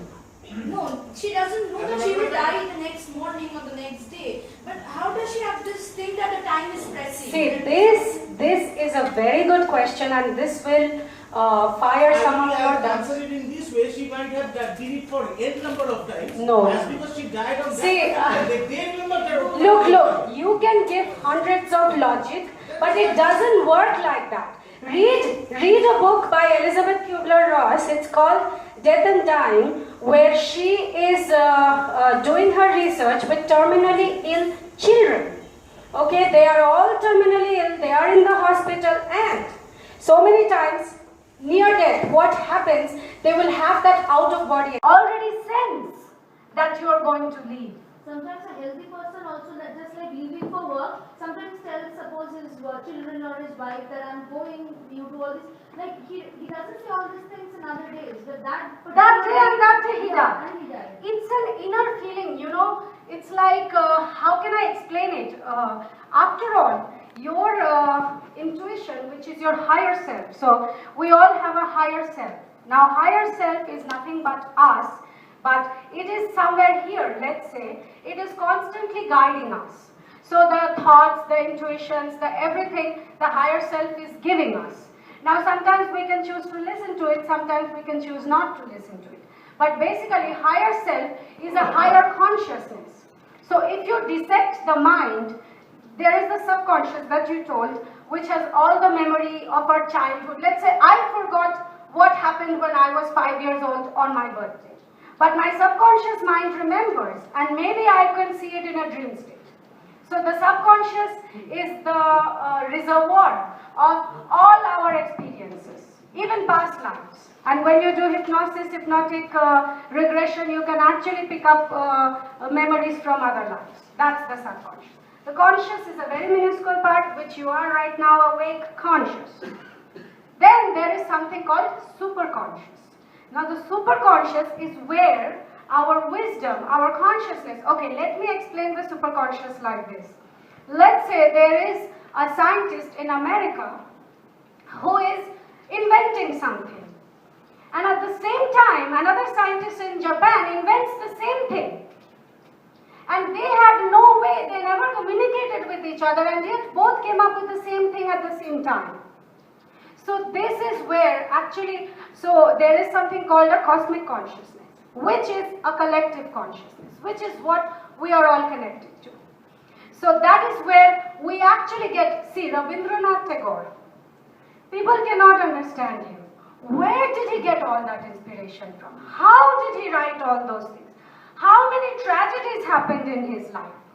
Until it was his life agenda, it was his life purpose, until he became so detached from this conscious world, he was constantly communicating with that cosmic consciousness from where he was getting his insights, his poetry, his creativity.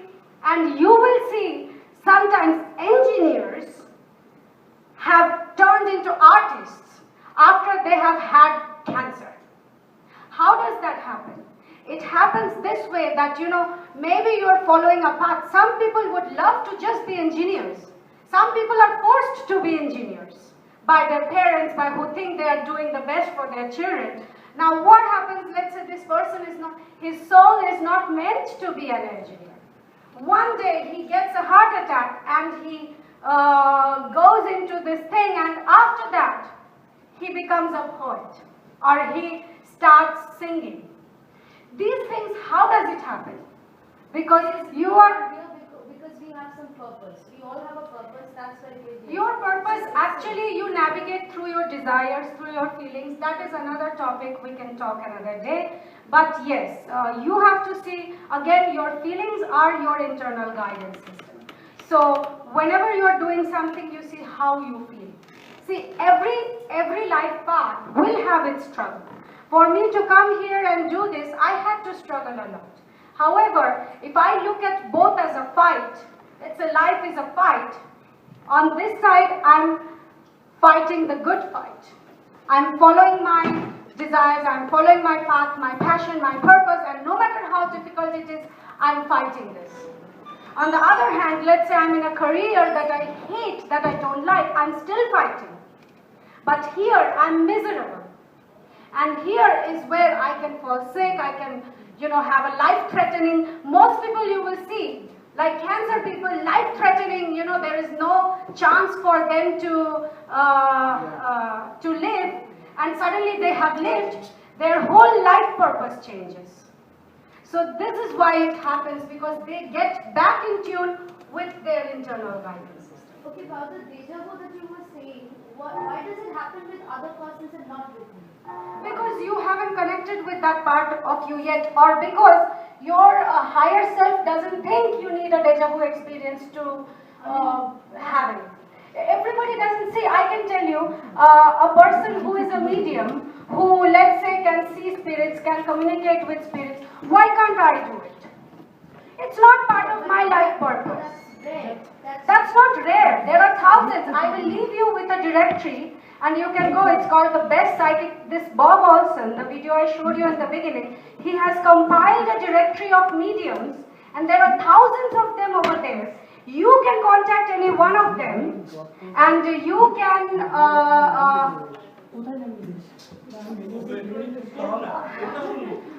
yeah. So you can contact those mediums and you can actually speak with people in your families who have died. And let's say this medium is somewhere in Belgium or this medium is somewhere in Germany and she is telling you, oh, your grandmother left a beautiful piece of watch in your drawer, check it there. How will he know? So this is an experience mediums have. I don't have it, you don't have it. But if I want, I can develop my mediumship. In fact, there are different levels. It all depends where your consciousness is and how curious you are about something. For example, like I told you, all these concepts, these answers came to me because I was curious about them since I was a kid. You were looking for it. I was looking for it internally, but I did not go and Google it. I did not go and search it. It came to me and it is amazing how this is what I call synchronicity.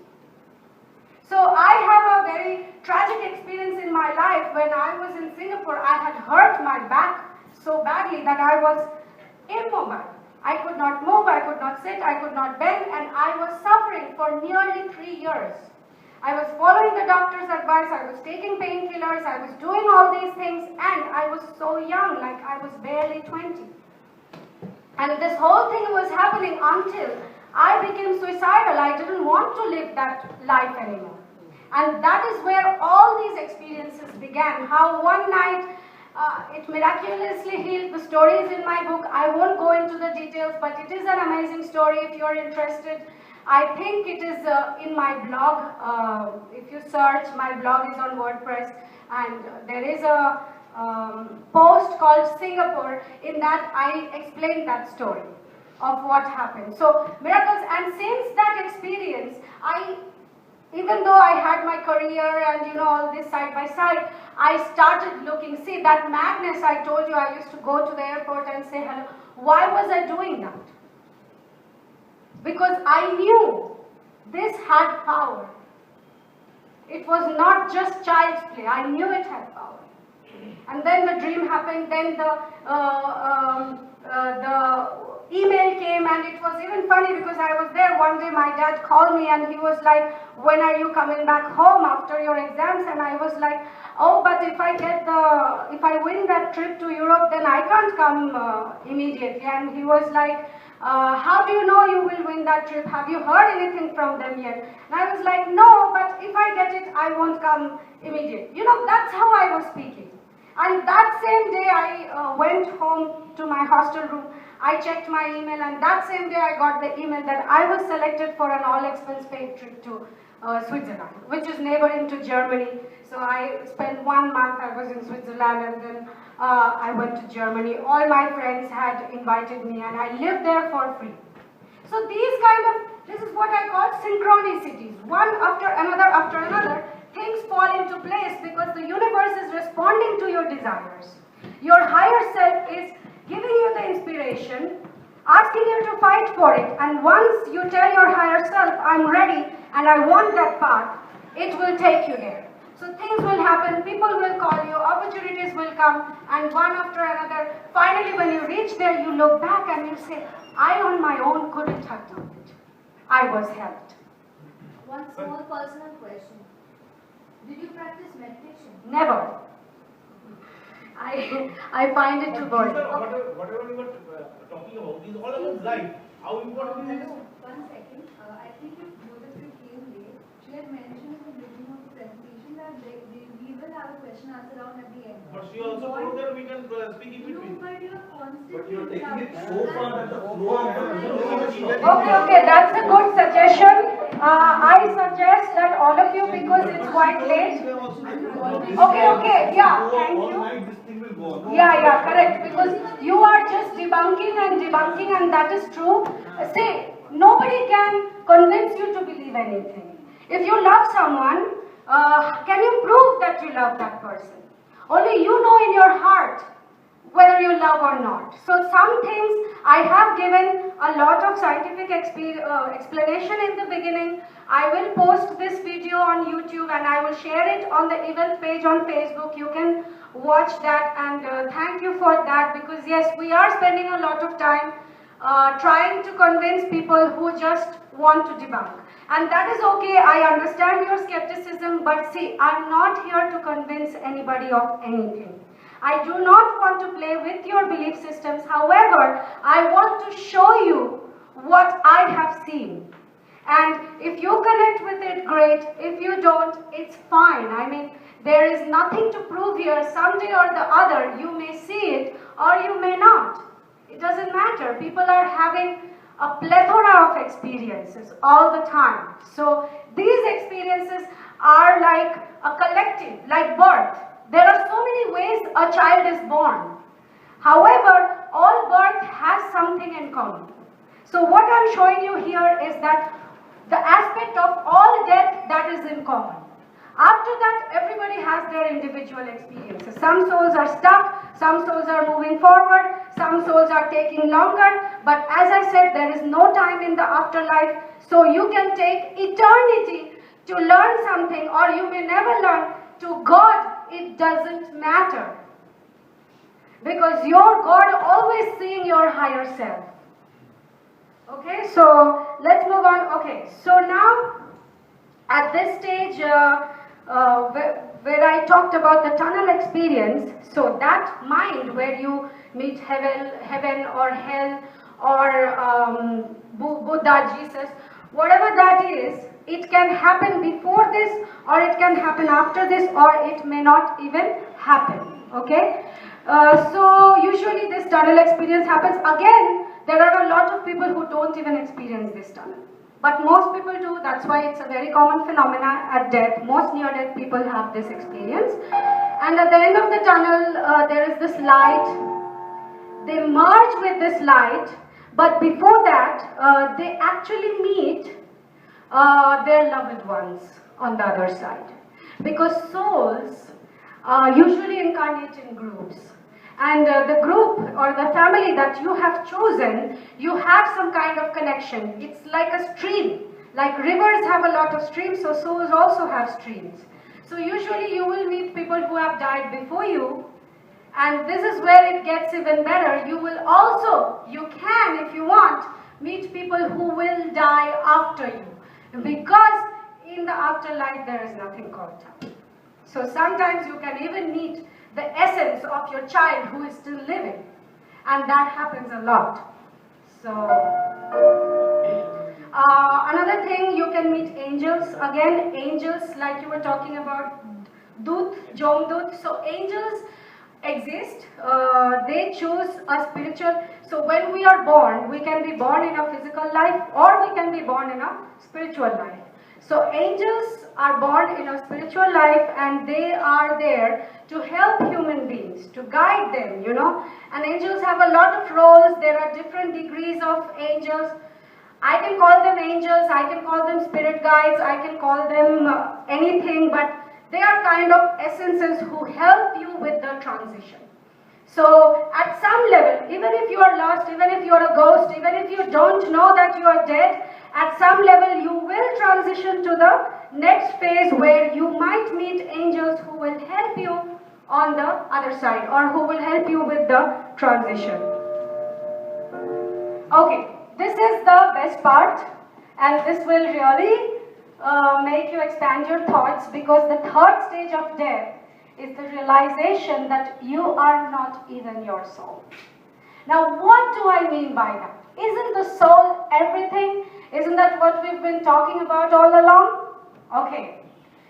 So, this light, okay, the light is just a concept, but it is actually all that is. It exists, it is the one. It is universe, it is God, it is whatever. When you come to this stage, you merge with the one. Remember the water molecules of the steam? So you are not at any one place anymore. You merge with everything and you realize that you can actually be any soul. That you are actually one with everybody.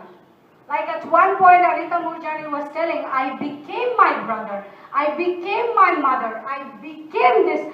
And this feeling is not something we have vocabulary here on earth to explain. It is an experience which is inexplicable.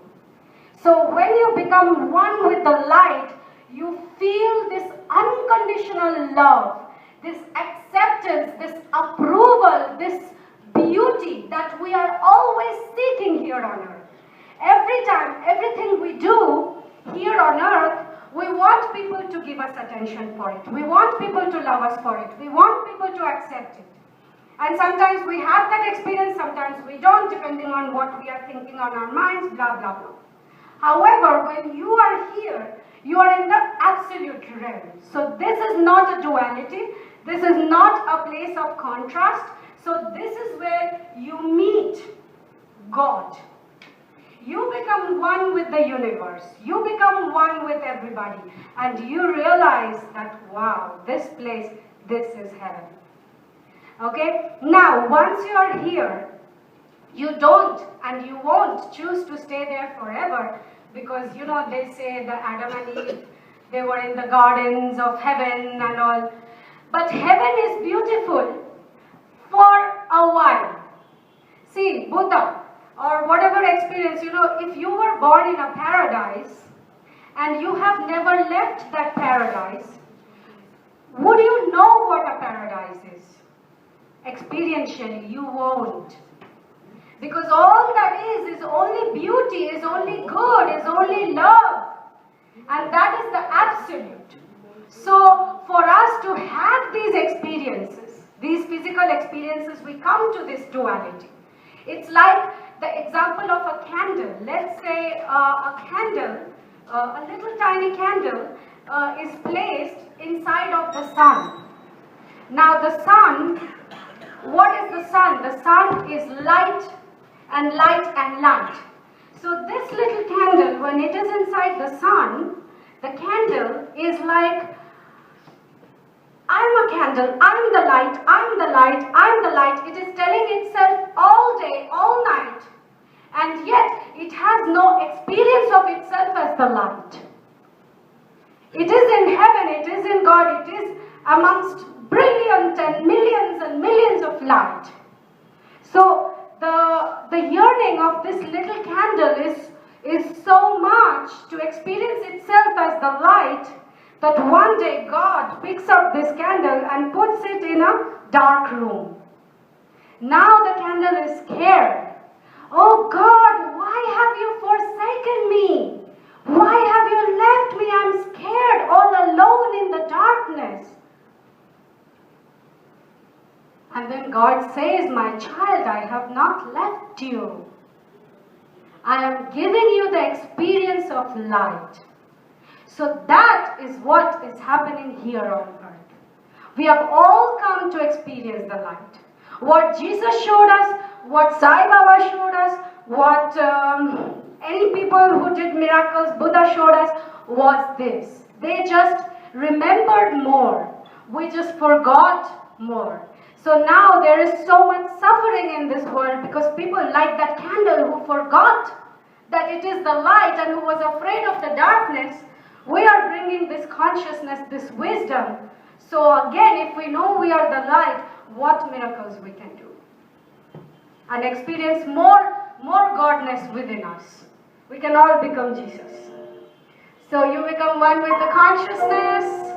One, I didn't know what pictures to put, so I tried. Okay, listen to this. As though I would be enveloped by this, just this unconditional love, and then again a feeling, like washed over with a feeling that everything is fine, everything's perfect. In the grand tapestry, everything's still gonna unfold perfectly. Okay, this is a very interesting part. So this is called the Holy Inquiry. Of course, it's not like that. It's a metaphorical name. So now imagine that you are at the final stage of death. And to explain this part, I will use the metaphor of a room. So let's say there is a room with a door. The door is open. So now you have merged with the light, you felt God, you had this unconditional thing, and now God, it can be even your father, doesn't matter, or your grandmother, or anybody that has gone before, they will ask you, do you want to stay here or do you want to go back? Now this is like surprising because we don't think that we choose our deaths, but actually we all do. At the superconscious level, and the death consciousness is called supraconsciousness. So at that supraconscious level, we choose it. But consciously we don't know it. However, if we meditate, if we can reach our supraconsciousness, we will know when we will die. So anyways, when you are here, you don't have to answer God with a word or with a thought. If you have this much of a feeling, an iota of a sense that I am not done, that I don't want to be here, you will be instantly sent back, and a moment before you died. Because in the afterlife there is nothing called time. So many people actually, they died, but they did not die. Because the time is adjusted. It's like a paper here, I fold. Many people believe they are called wormholes. Let's say if this sheet is a piece of time and I fold it, and I am already altering time. So what happens is, if let's say you feel that you are not done, you are sent back. So Anita Moorjani, her father told her it was not her time, she came back. However, if your answer is yes, I want to stay here and I don't want to go back, I am done with that life, with that body, this is when the door will close. This is when you actually die. Before this, everything that I told you were the preliminary stages of death, and you still have the option of coming back. However, when this door closed, you are dead. You decided you're not going back. Okay? They had already taken a lot of tests on my body and tests of my organ function and things like that. So, although the doctors had said the organs were already appearing to be failing, or and that's why I was dying. Yeah. Listen to this, it's very important. I seemed to be aware, I reached a point where I had a choice of whether I wanted to come back into my life or go on into death.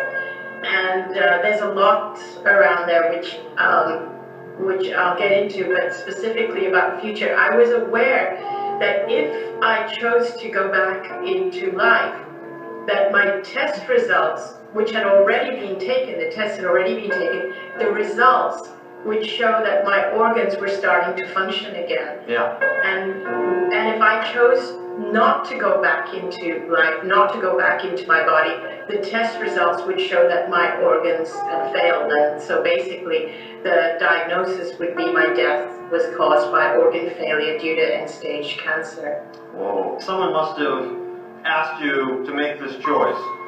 Who was there in this, what would you call this place? Is it the spirit world? Is it some void? What is it? What's your word for it? Well, I sort of use the other realm. The other realm. Okay, I love that. Great. All right, so we're in the other realm. Here you are. Let's just back up a little bit. At first you're alone. You're aware of all these things that are happening. Eventually, some other spiritual being must come into your presence. Who is that? How would you describe this? Tell us about it. The first spiritual essence that I became aware of was my father, because he had deceased 10 years prior to that. He had passed away.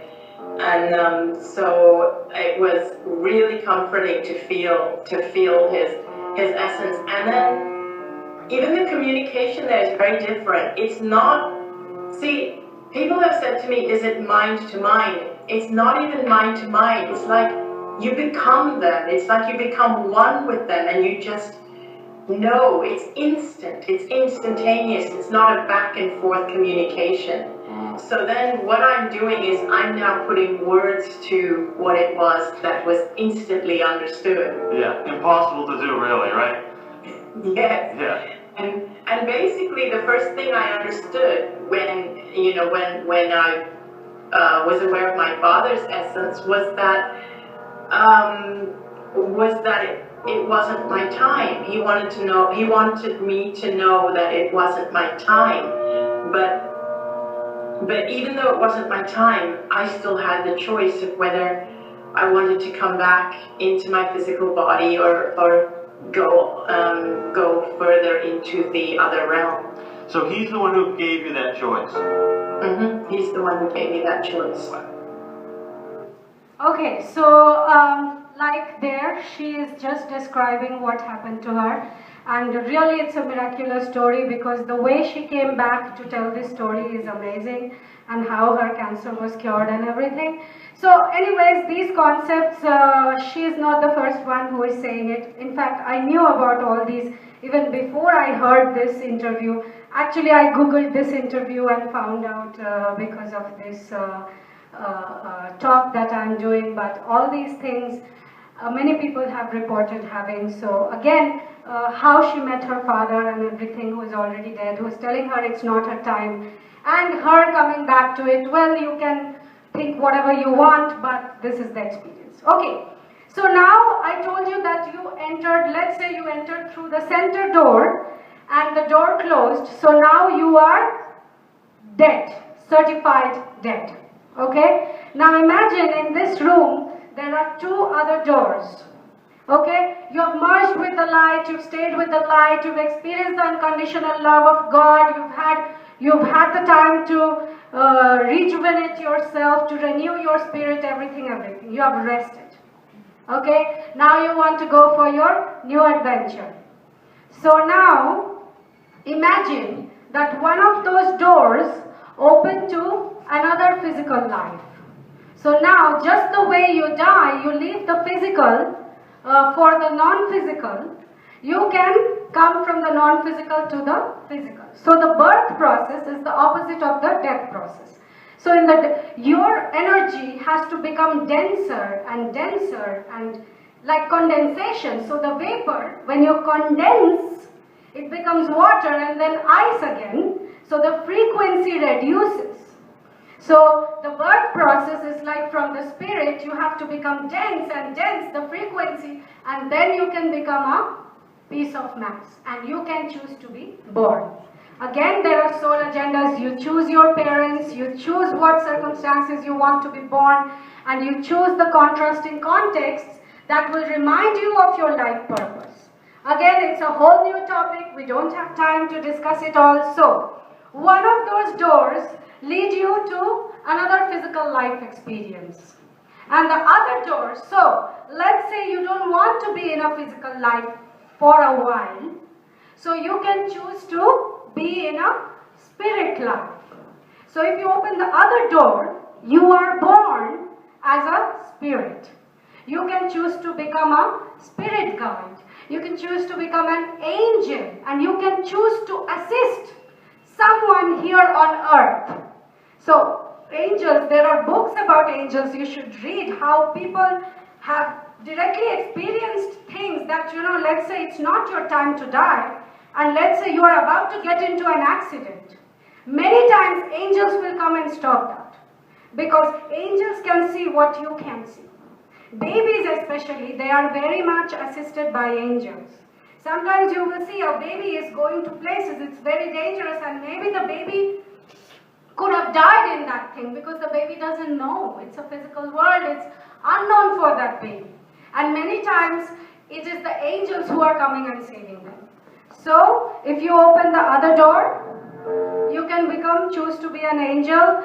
Angels also have masculine, feminine. I mean, it's not like us here. Of course, there are many levels, many beings on the other side. there are spirit guides, angels, they have different gradations. Then there are guardian angels, there are archangels, different kinds. Of course, the word angel is unimportant because you can say, oh, angel is a Christian concept. Again, in Hinduism, we have Jomdut and things like that. So these are words, okay? So words are the least reliable purveyor of the truth.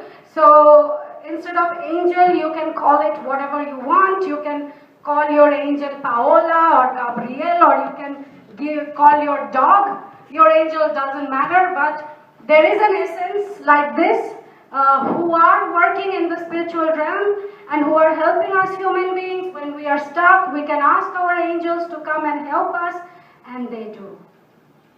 They do, and there are so many stories. I personally have been helped so many times, it's incredible. Many people will even tell you how to communicate with angels, so that is another realm which us humans have very little knowledge about, but knowledge is coming.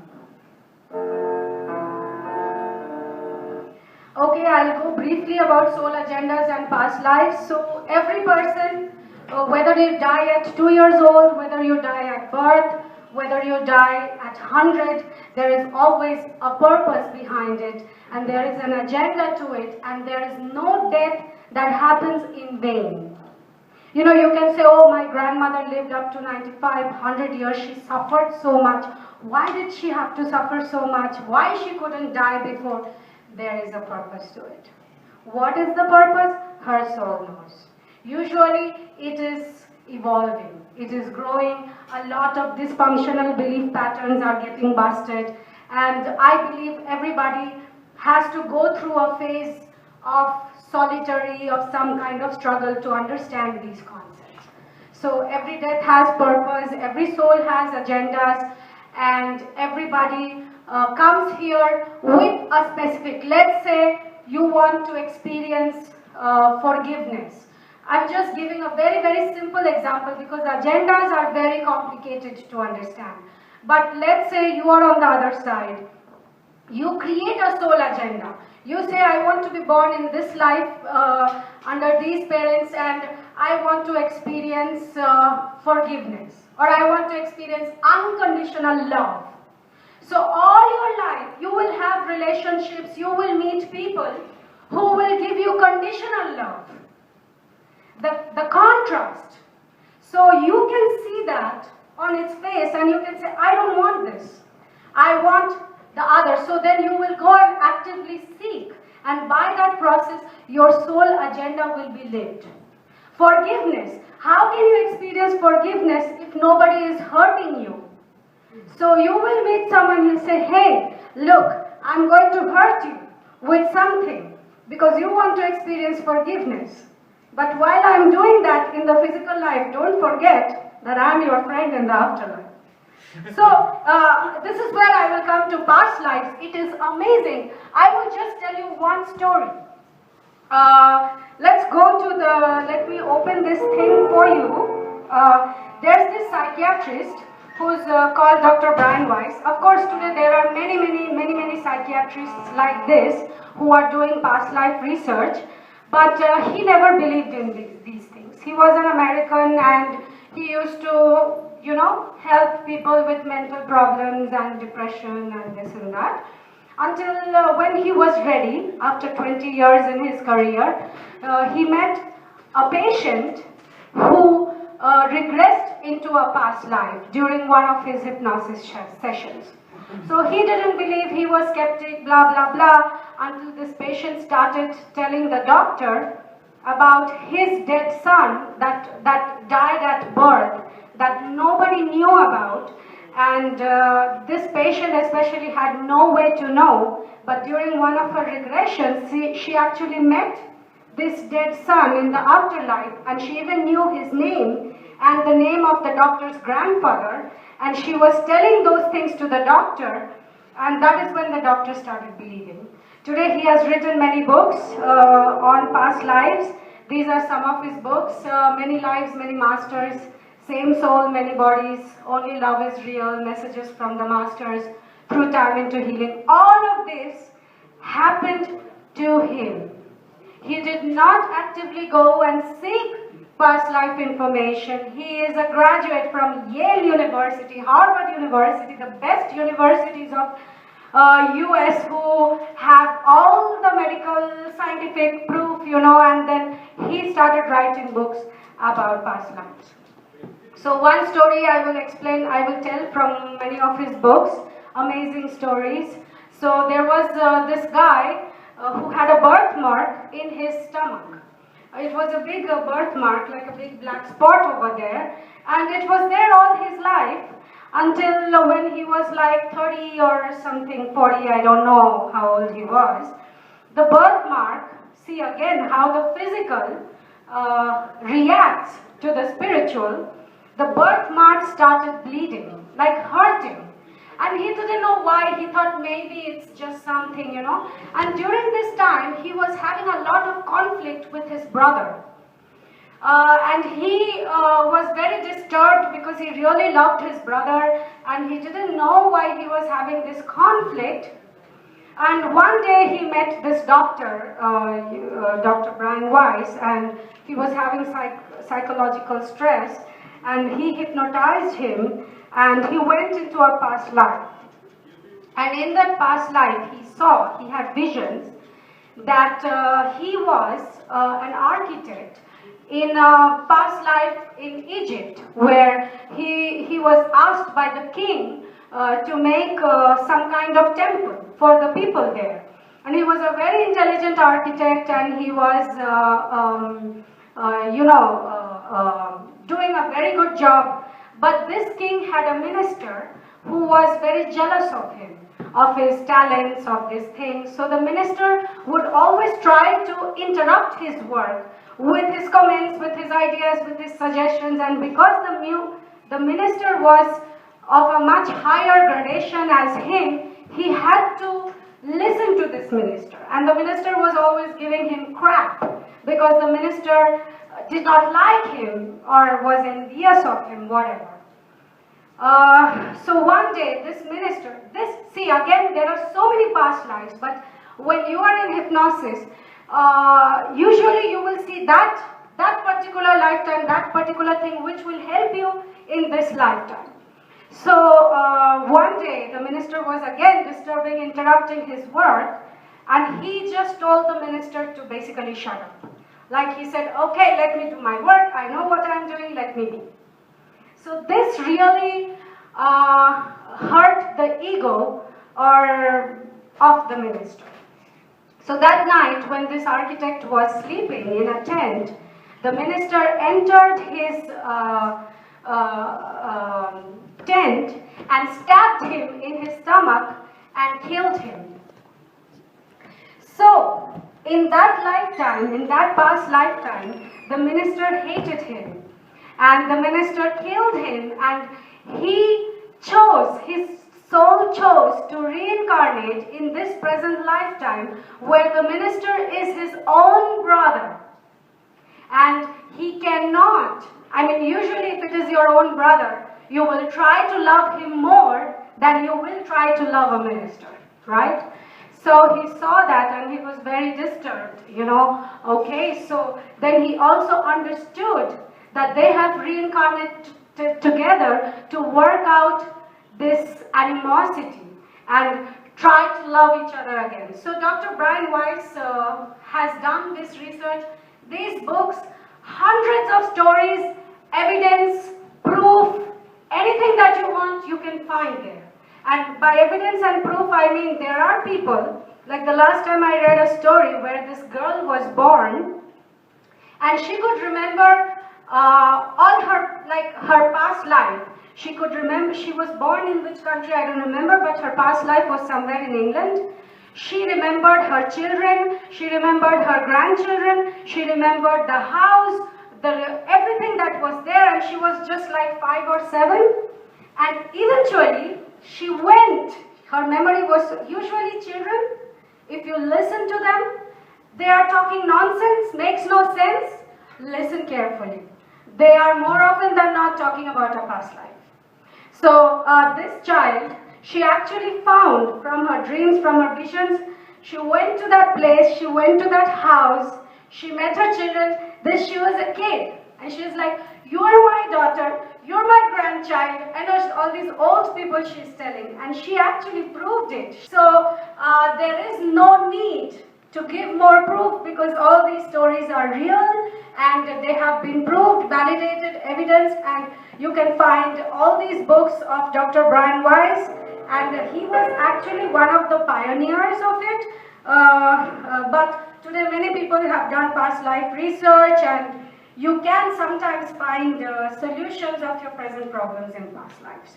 Not always, you don't need to go to your past lives, but sometimes knowledge of a past life can help ease or raise the vibration of a present problem in life more. So Akashic Records, I will briefly talk about it. Akashic Records, it's called Akashic Records, but it is, you can see there the Book of Life. There was this guy called Edgar Casey in the 1800s. He could find a creative medical solution to people's problems when he was under hypnosis. In those days, that kind of medical advancement wasn't even there.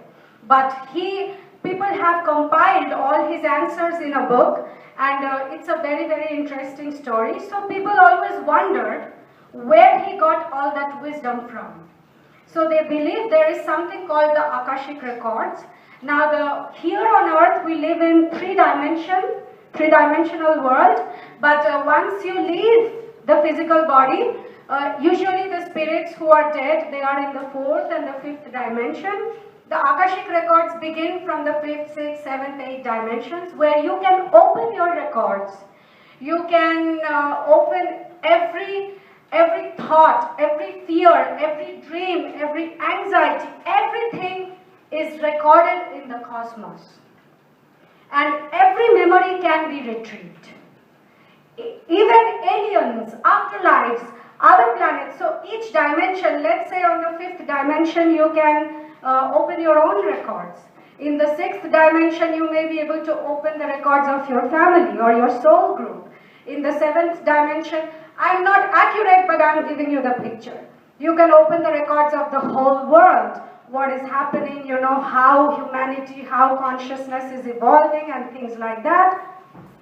Then as you go higher, 8th, 9th, you can open the records of other planets, other beings in the universe, other aliens, something, and up to there, so far human beings haven't been able to go, but there are a lot of humans here who can read your records, and if you can find a reader, you can actually get your records read. And if you have a present problem or something, they can usually give you an answer or a solution that can ease that problem. And again, I have my own personal experience because I got my records read when I was in Costa Rica. I was going through a very difficult phase and I was coming across these concepts, and it's a very interesting story. I had a pain in my leg which appeared all of a sudden when I was publishing the book, and I had no idea. I could not bend the leg, and all my family members knew it, and it was funny because I got my records read, and they opened a past life where it had something to do with the story in my book where my legs were cut. Like I was a dancer in a past life and somebody had cut off my leg. And I was living with that pain in this present life for months and months, close to a year, and no matter what medicine I took or what doctor I went to, that pain was not going. And when I opened this record and she told me this thing, I had an awareness of the problem and what were the emotional consequences of it. And within 2 weeks, that pain was 100% gone. And this is not a made-up story. With Dr. Brian Weiss, there were so many patients who would have these kind of problems, traumas, fears. You know, they would go away when you know the source of it. So very interesting things. You can Google, research. Okay, I want to finish very fast. Dead people are always giving signs. Your signs can come through butterflies. Again, I also have personal experiences in this. I can't go into details of it, but All I will say is that suspend your limiting beliefs and experience the magical universe. So I don't want to go into more depth, but I just want to introduce you to this lady. Her name is Dr. Elisa Medus. I was telling about her just now. Channelingeric.com is a website. Her son Eric was 20 years old when he committed suicide, and then he started visiting his mom, and then she kept seeing him in dreams through all those signs until she decided to contact him. And then she found mediums who could speak with dead people, and today she's doing amazing things. She wrote, this is the website, it's a blog actually, and that's her son Eric, who is now dead. And you can go, it's called channelingeric.com, and that's the book she wrote. You can see Elisa Medus, MD. So MD is like the equivalent of MBBS in India. It's doctor, so she's a doctor. And she wrote this book called My Son and the Afterlife. And this is a book written by her son from the afterlife. It's called My Life After Death, a memoir from heaven by Eric Medus. And with Elisa Medus, and she actually wrote about his experiences in the afterlife in this book, and both these books are published. You can buy them, you can read them. It's an amazing book, amazing stories. I want to finish it because it's quite late. So that is something from Eric. I have purpose and passion. When we are out of our body, or when I will skip this because I think we have extended this talk for a long time. Okay, some lessons from the knowledge of death. Just some quotes I will tell you. So Neil Donald Walsh wrote a book called Home with God, and he explained all these stages of deaths in his book. Amazing, amazing. So this is a quote by him. You are afraid to die, and you are afraid to live. What a way to exist. The ultimate lesson all of us have to learn is unconditional love, which includes not only others, but ourselves as well. Sometimes we try to love others, and in that process, we stop loving ourselves. We become self-abandoning, self-sacrificing. I won't go into all that stuff. So, when you are trying to love, because when you know everything is one, everyone is connected, the most important person in your life is you. So, self-love comes foremost before you can love anybody else. In fact, if you don't love yourself, you cannot love another. This is a rule. You can only love another person when you have loved yourself. I am a free spirit. Either admire me from the ground or fly with me, but don't ever try to cage me. This is the human spirit. Okay, these are some posters of mine. Those are dance pictures from different performances that I started doing while I was writing my book. I'm not a professional dancer, but I started performing and I became an artist during this process of writing my book. I wrote it over a period of 3 years, and I didn't know when I was writing it that it would one day become a book. It's a very personal story, and I felt signs and synchronicities that were guiding me to publish the book. So these quotes are all from my book. So this quote says, I stand on the steps of infinity, coloring the canvas of my reality. That is how much power you have over your own life. You can color your own canvas. Do not let other people color your canvas. And by that I mean anything, career choice, education, life path, life goals. Paint your own painting of your life. That is where you will be in touch with your own true divine spirit. Okay, another one. All of life is an imagination, a creation. These were all dance pictures from Costa Rica, and these posters were created by an artist from Canada who bought my book, and she was reading the book, and she liked all these quotes, so she highlighted them. Then she asked me to send her some of my dance pictures because she knew I was a dancer, and she added some light and some graphics to it, and she created these posters. And last year I published a calendar. It's there behind, can you give me that plastic? I published a calendar using these dance posters created by her. It was in Amazon, it was selling internationally, and we used all these posters to make this calendar, and they all had very inspiring, later you can have a look, inspiring quotes. And this year we are publishing a journal. It's called an inspirational journal. Remember I told you to write down your dreams? So I'm coming up with a journal. Actually it's a diary, but it has no dates. On top it says date, and then there is a space for dates. So you can write whenever you want. You don't have to write every day. Whenever you have an interesting dream or a hunch, an intuition, a thought, an inspiration, you can write it in that. And I'm also using some of those posters, not these, new ones, to create this journal where after every 10 or 20 pages there will be a poster. It will be soon out, and it will be on Amazon maybe by August or September. We are in the process of making it now, so I keep making these kind of things to inspire people with my products. That's another one. I do have a plan.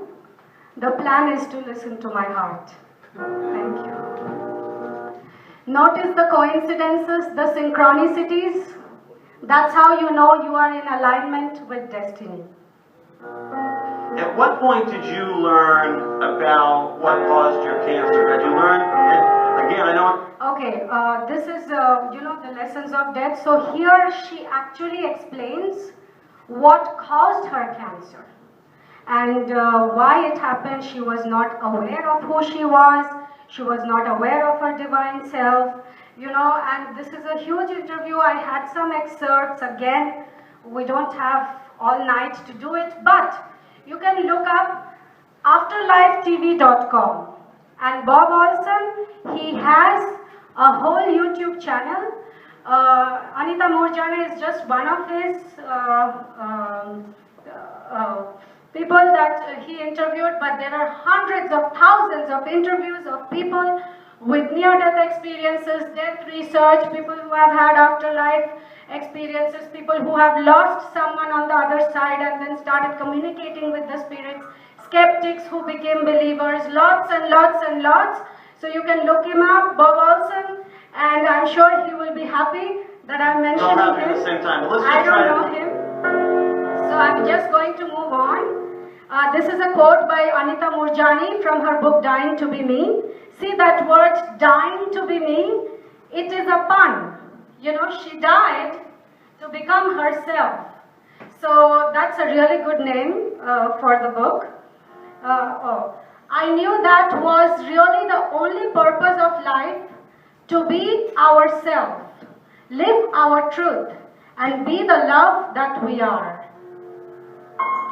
Okay, one quote, very important quote from Elizabeth Kubler-Ross. She says, "It is very important that you only do what you love to do. You may be poor, you may go hungry, you may lose your car, you may have to move into a shabby place to live, but you will totally live. And at the end of your days, you will bless your life because you have done what you came here to do." Very, very deep message. Most of us are in the wrong place because we are afraid to suffer. We are afraid not to have money. We are afraid to be on the streets. And yet, when we are in the wrong career, when we are not following our passions, our purpose, we attract our fears. We become sick. You can do life insurance, you can do security, you can do nothing can shield you from your share of life lessons.